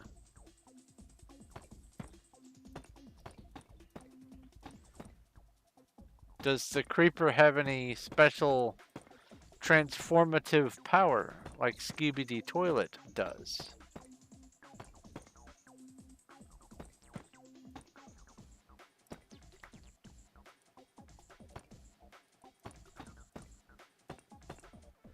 Which, by the way, congratulations on the maker of Skibidi Toilet for becoming so popular. Just goes to show you, people have interesting tastes, and there's no counting for it. And people are just, they're either going to like something or they aren't. And no matter what you do, there's going to be a large enough audience of people who like what you do.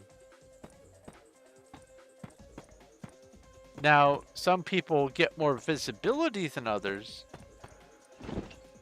but if everyone in the world knew about my streams, I know for a fact I would have a lot more streams, or a lot more viewers, I mean.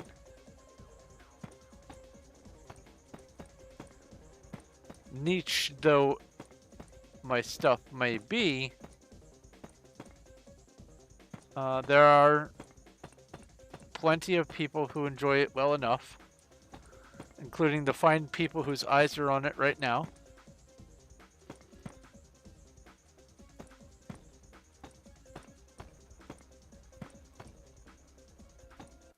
There just happen to be a lot more eyes on the skibidi toilet thing. PV2. Last shulker. Last shulker of the day. This is shulker number 11, I believe.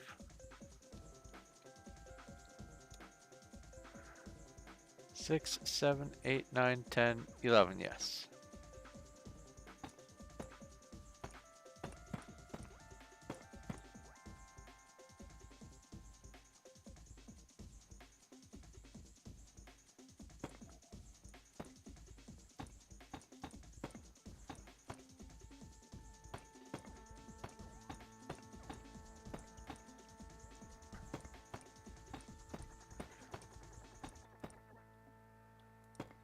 But if we are going on the premise of surprises, because the original skibidi toilet was a surprise thing. Skibidi toilet versus creeper. I think the skibidi toilet would probably be more surprising, especially in person.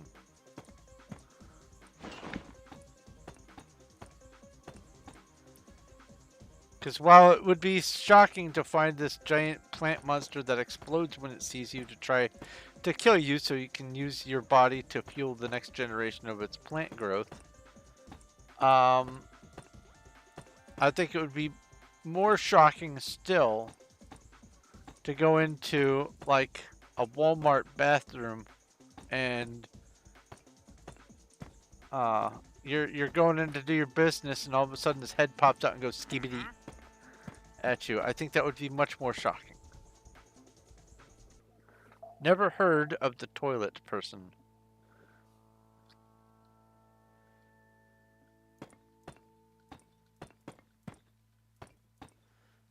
The skibidi toilet is a phenomena that was created by someone at first who wanted to do just a little gimmick thing, and then it decided to get popular, and at the point when it was getting popular, the creator was already in the process of adding lore to it and turning it into this big storyline with subterfuge and intrigue and factions of different kinds of things going on, and just escalation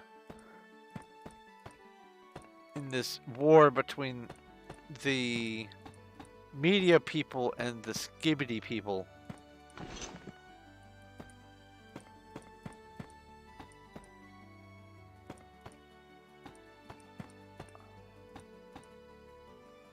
And it's supposed to be some sort of representation of the square off between all the big regular media producers who believe that it's their way that is necessary in order to be successful and be popular, and then in comes the YouTube crowd, the toilet humor and all that kind of stuff, and people who can just, you know, slap a video up and get millions of views, whereas a popular TV show might only get 500,000 views for an episode or something like that.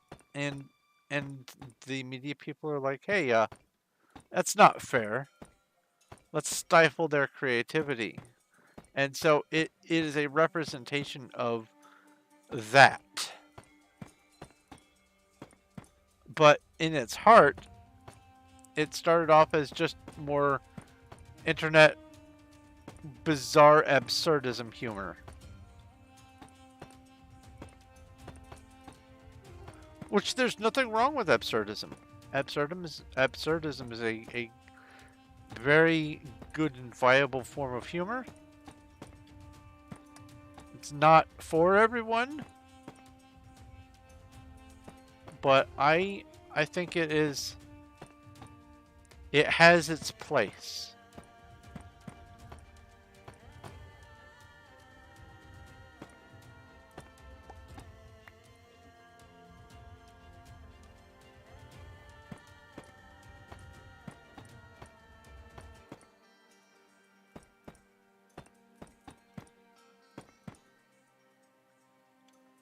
But most of the Skibidi Toilet videos are shorts.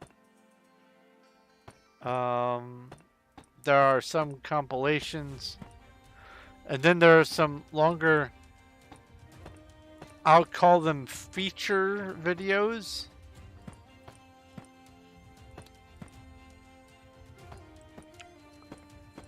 But yeah, there's this whole universe for the Skibidi Toilet thing.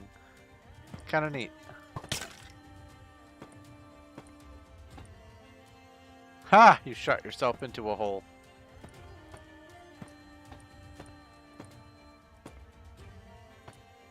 Twang. Regret!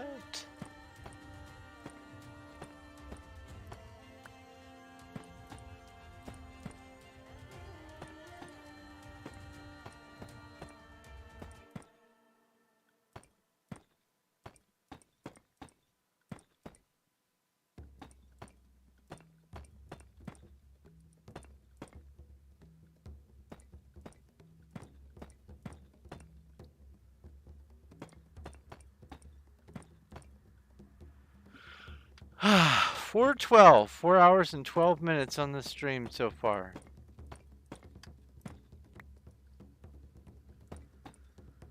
So definitely going to finish off this layer or this inventory, whichever happens first. I think it's going to be the layer. And I'm going to wrap up. And tomorrow is going to be Star Explorers, because I do want to try to get that achievement.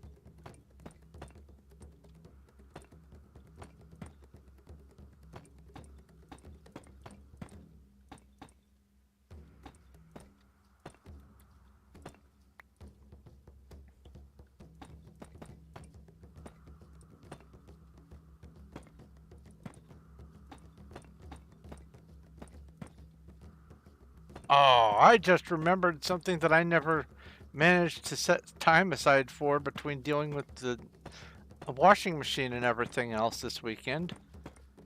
I didn't transfer the file and upload the thing for making Vacancy on Samson Lane a physical paperback instead of just an ebook only.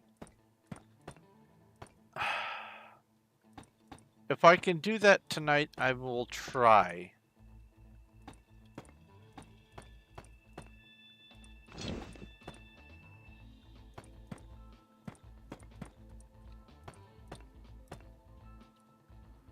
Bye, chiseled block.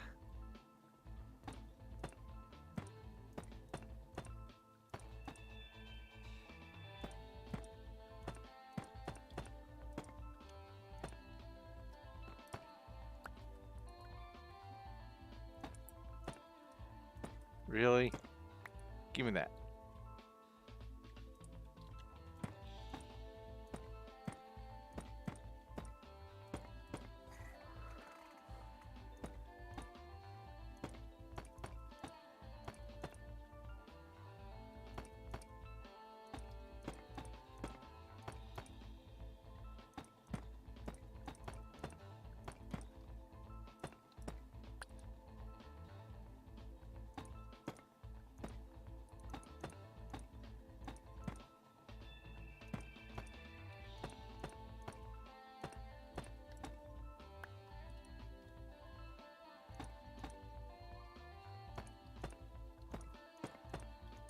I love how because I'm on a server, there's this delay.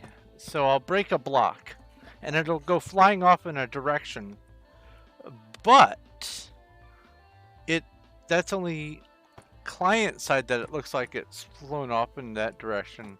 Server side says, no, it popped straight to your inventory. And so then it tells your client, no, it's not over there, it's in your pocket. And so it'll jump from way over there to in your inventory with this nice refreshing pop.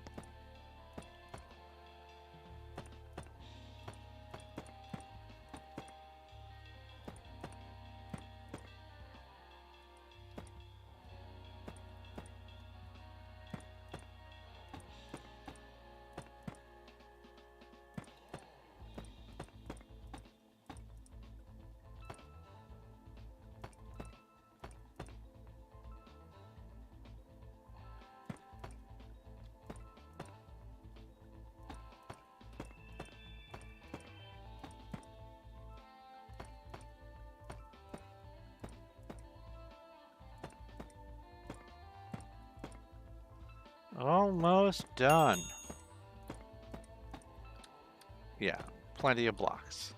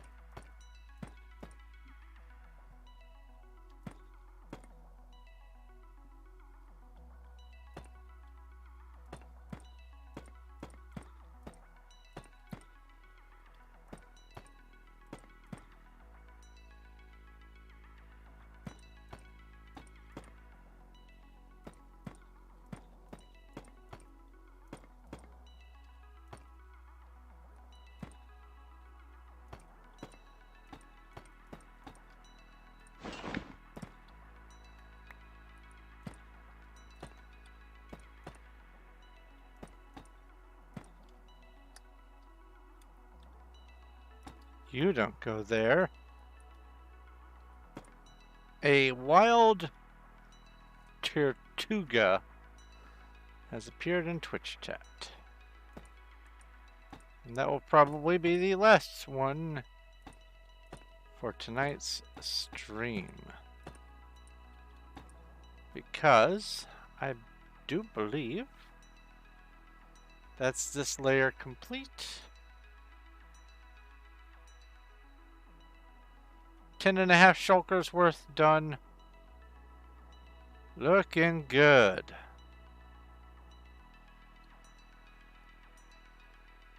Man. That is some progress.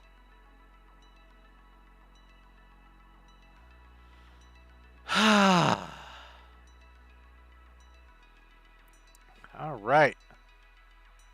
I am going to switch over to a talking head because it is time for me to wrap things up.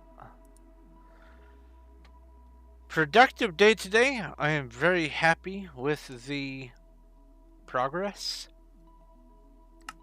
I absolutely am looking forward to getting it done this year, but the progress is fun too. It's as satisfying getting it done in stages as I imagine it will. Well, maybe not as satisfying as it will be when we finally get the whole thing done. But the daily progress that happens, it's is very satisfying to see. I'm very happy that it is there. Let's see here. Come over to this before I forget. There we go. And looks like today I will be raiding Liminal Ninja. But before I do, let me say thank you to everyone who has watched the stream and is playing along or just participating in chat. I absolutely enjoy your company and I appreciate you being here. I hope you had fun with your Pokemon catching. And I hope you enjoyed the stream. I don't usually come into these with a lot to talk about because I kind of just play everything by ear. My main objective is to play the game and having you guys just along for the ride is it's absolutely delightful. But anyway, if you have any questions, comments, or suggestions, leave them either in the YouTube comments section or over on my Discord. Follow the link in my description, and you can join the Discord. When you get there, you pick a role, and that's really all there is to it. If you like this video, give it a like. I appreciate it, and it does help. And if you haven't already, do please subscribe so that I can get my YouTube numbers up toward that 3,000 mark, and also follow so that I can get my Twitch up to that magical 50. I think, let's see here, down below in here, there we go, 28 followers to go to get to 50. Anyway, let's see here. Also down in the description, I have links to my Patreon, my Streamlabs, and my YouTube membership. You can get some different kinds of perks for the different things over there. And I think that's about it. I don't really have any merch other than the books that I've got published. If you want to look into those, I have links to those as well. But I'm going to go ahead and let you go. Let me set up this raid.